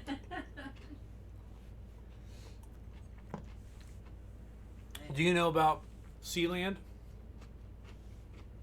Sealand? Mm-hmm. Is that like a thing in Sea Lab? No. Sealand. There's a small, it's a cool story. If you don't know what Sealand is, Google it. It's a small, like a platform. It was a military thing back in, I don't know who it was, like post World War II, I think. Principality? I don't know, micronation. Check out the Wikipedia article. It's like this little platform that they use to, I don't know the history of it, but like during war times they were using that to prevent like other boats from coming in. They also had like a fortification below it where people, like the soldiers, would sleep in this thing. Eventually they were abandoned but not destroyed in England. And like pirate radio people would go out and like go onto these stations, and they would like deploy radio stations on these surfaces because they would be outside of the jurisdiction of like English government running, requiring you to have a license to run your radio station or trying to get you to stop. And so there was a handful of these pirate. Lisa, do you listen to 99% Invisible? They do a story on the southern pole of inaccessibility. No, but that sounds amazing. I will have to check it out. So the history behind that is like this guy, a couple dudes that wanted to do this pirate radio thing, and his son go out. No, that's a scam. That's not a scam. It's by their government. Their government of like this little island. You can become an official noble. Let me tell you about this. So they have a website. Sealand. Check out Sealand's website. For $600, you can become a Duke of Sealand. So listen, anybody can be a Duke of Sealand. They'll even send you the documentation. You can choose to have it like signed by their person. There's all these drop-down menus that add extra fees to that thing. For $44, I could become the Baroness or a Lady of Sealand. So let's say you. How does that work? There's no office there. They have an office. Do they? It doesn't look like it. So there's about like 10 people that live on there. Oh, there is a very small office and a helipad. And then like there's an interior to that. Live there?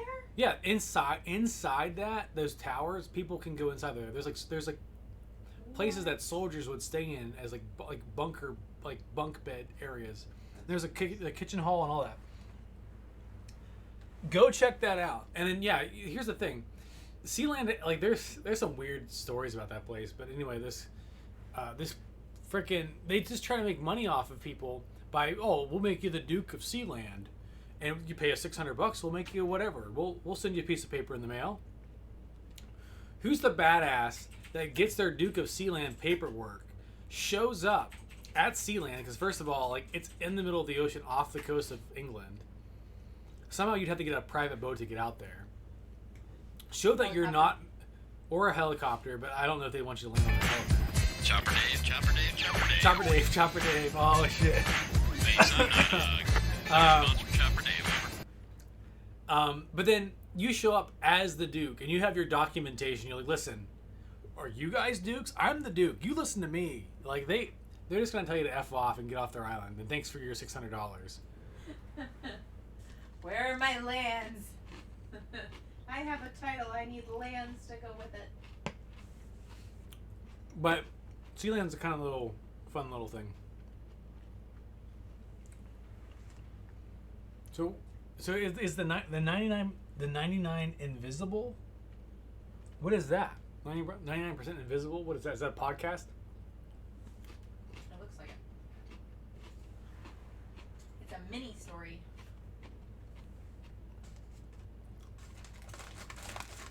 We're down to like 4 Oreos. I don't know if I can do this. You're gonna eat them all? I told you I was going to. You want one? No, but I'm. Maybe I should stop.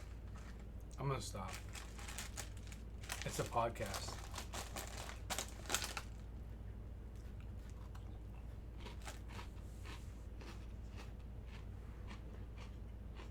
Someone's gonna have a bellyache. Yep. I gotta pace myself. I don't know how many I ate. Probably like 10. It's a good bit. There's a couple left in here. Like 3 or 4.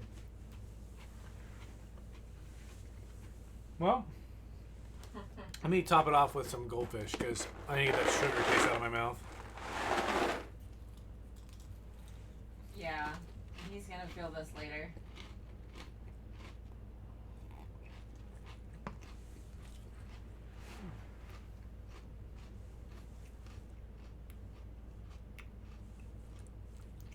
What's your favorite brand of socks?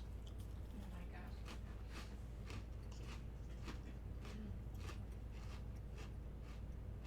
gosh. Is it Hanes? The southern pole of inaccessibility is the point of Antarctica that is furthest from the ocean. It's pretty intense.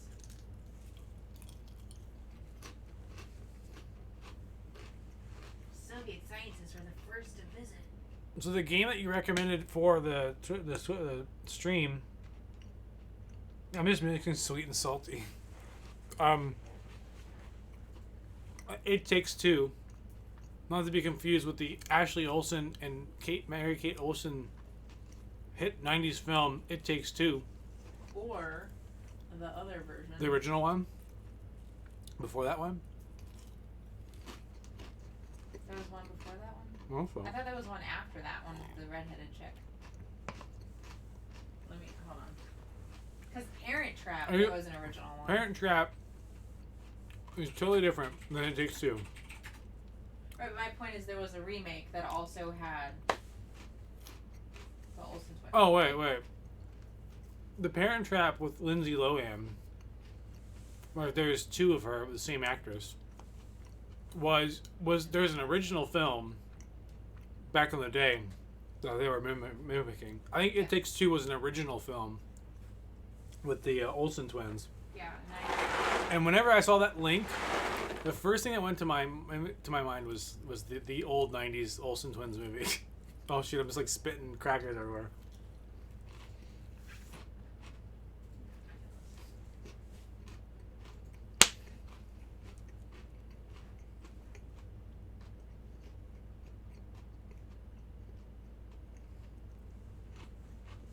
So, anyway, I'm gonna turn off the lights and see how dark it gets in here, and then we'll turn off the stream. No, not all the lights, just the lights that are like the camera lights. Here we go. There's the first one. And dim the pinball machine light.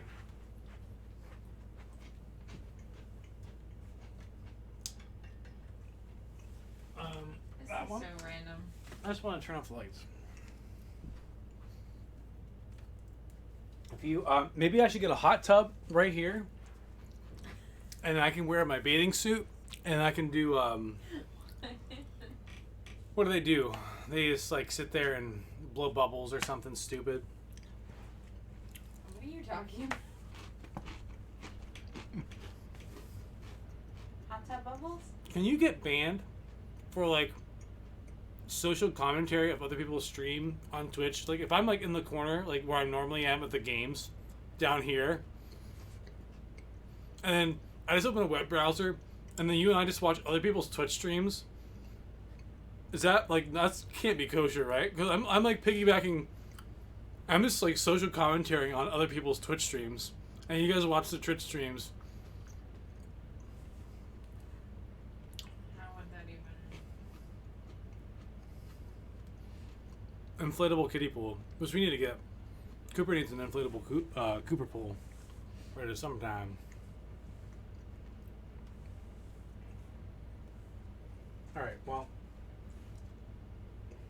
I gotta finish smoking, then we gotta go.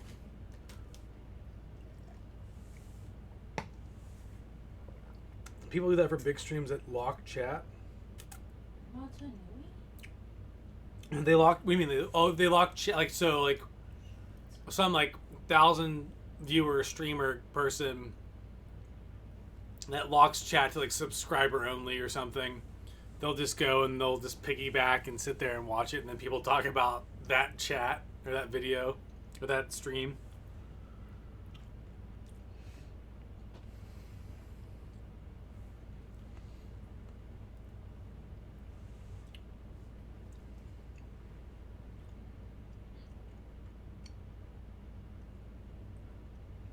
Okay. Yeah, I don't know. That's funny. All right, well, I think we'll wrap up tonight. Thank you guys for joining.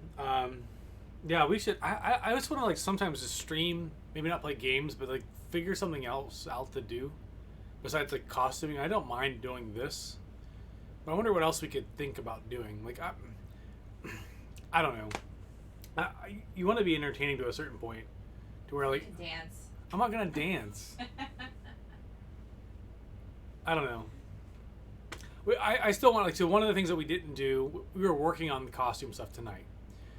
One thing that we should do is we should, is there a line through the, oh, that's me selecting stuff. There we go. Let's do the show and tell costuming thing. Like me bring down the Snow Trooper costume and be like, you've seen the helmet, but here's the duster, and this is how I weathered it, and here's the knee plates, and and then like it uses 4-inch elastics, which is like really bulky and hard to walk around in, but like that's the way they did it. So maybe next week. We'll try to aim for something like that for next week. This Saturday, that It Takes Two game is not out yet. Did they announce a price for that game yet? I don't think they have.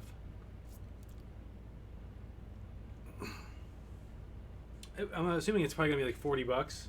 If it's a full-on $60 game, I'm gonna be a little pissed. You think it's 40?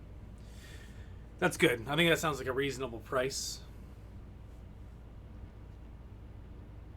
And then you can try. What we can do is, Lisa and I will set up the green screen. Normally, there's a green screen through here. And I have it to go, it can go like 12 feet. And it should be able to pass her desk as well, because here's my desk. And then just to this side is her desk. And if we can line that all up, she can camera share. This camera here is the camera she usually uses. And I should be able to like trim her out with the way I did it with Roll 1d20 whenever we were doing the other game. Yeah, it's listed as $39.99 on Steam. Okay, so I can buy it on Steam too. That's good. At first, for whatever reason, I was thinking I had to go pick it up on Origin. But we can just get it on Steam. Okay. Well, I think that's a wrap for tonight. We will likely play that FMV video game this weekend, assuming it still gets released on Friday. If it gets released on Friday, I'll pick that up. We'll try that out. Should be pretty good. It might be stupid, but we played that Korean one, and we got through it, and that one was really bad. It can't be worse than that. This was actually like high product value, or production value, and product value, both. So anyway, thank you guys for hanging out. We got some stuff prepped for tomorrow for paint, and I'll be sure to keep you guys updated as we finish this thing up. We've, again, probably got a couple more months here still before this is done. We're really close to like the costuming stuff being wrapped up. LPIP in the chat, that's right. Lisa's like, what the hell is LPIP? And tried to explain it to her, but she doesn't get it. Right? Right. Right. And I need to be there. You had to be there. All right, guys. Good night. You had to be there. All right. See ya. Good night.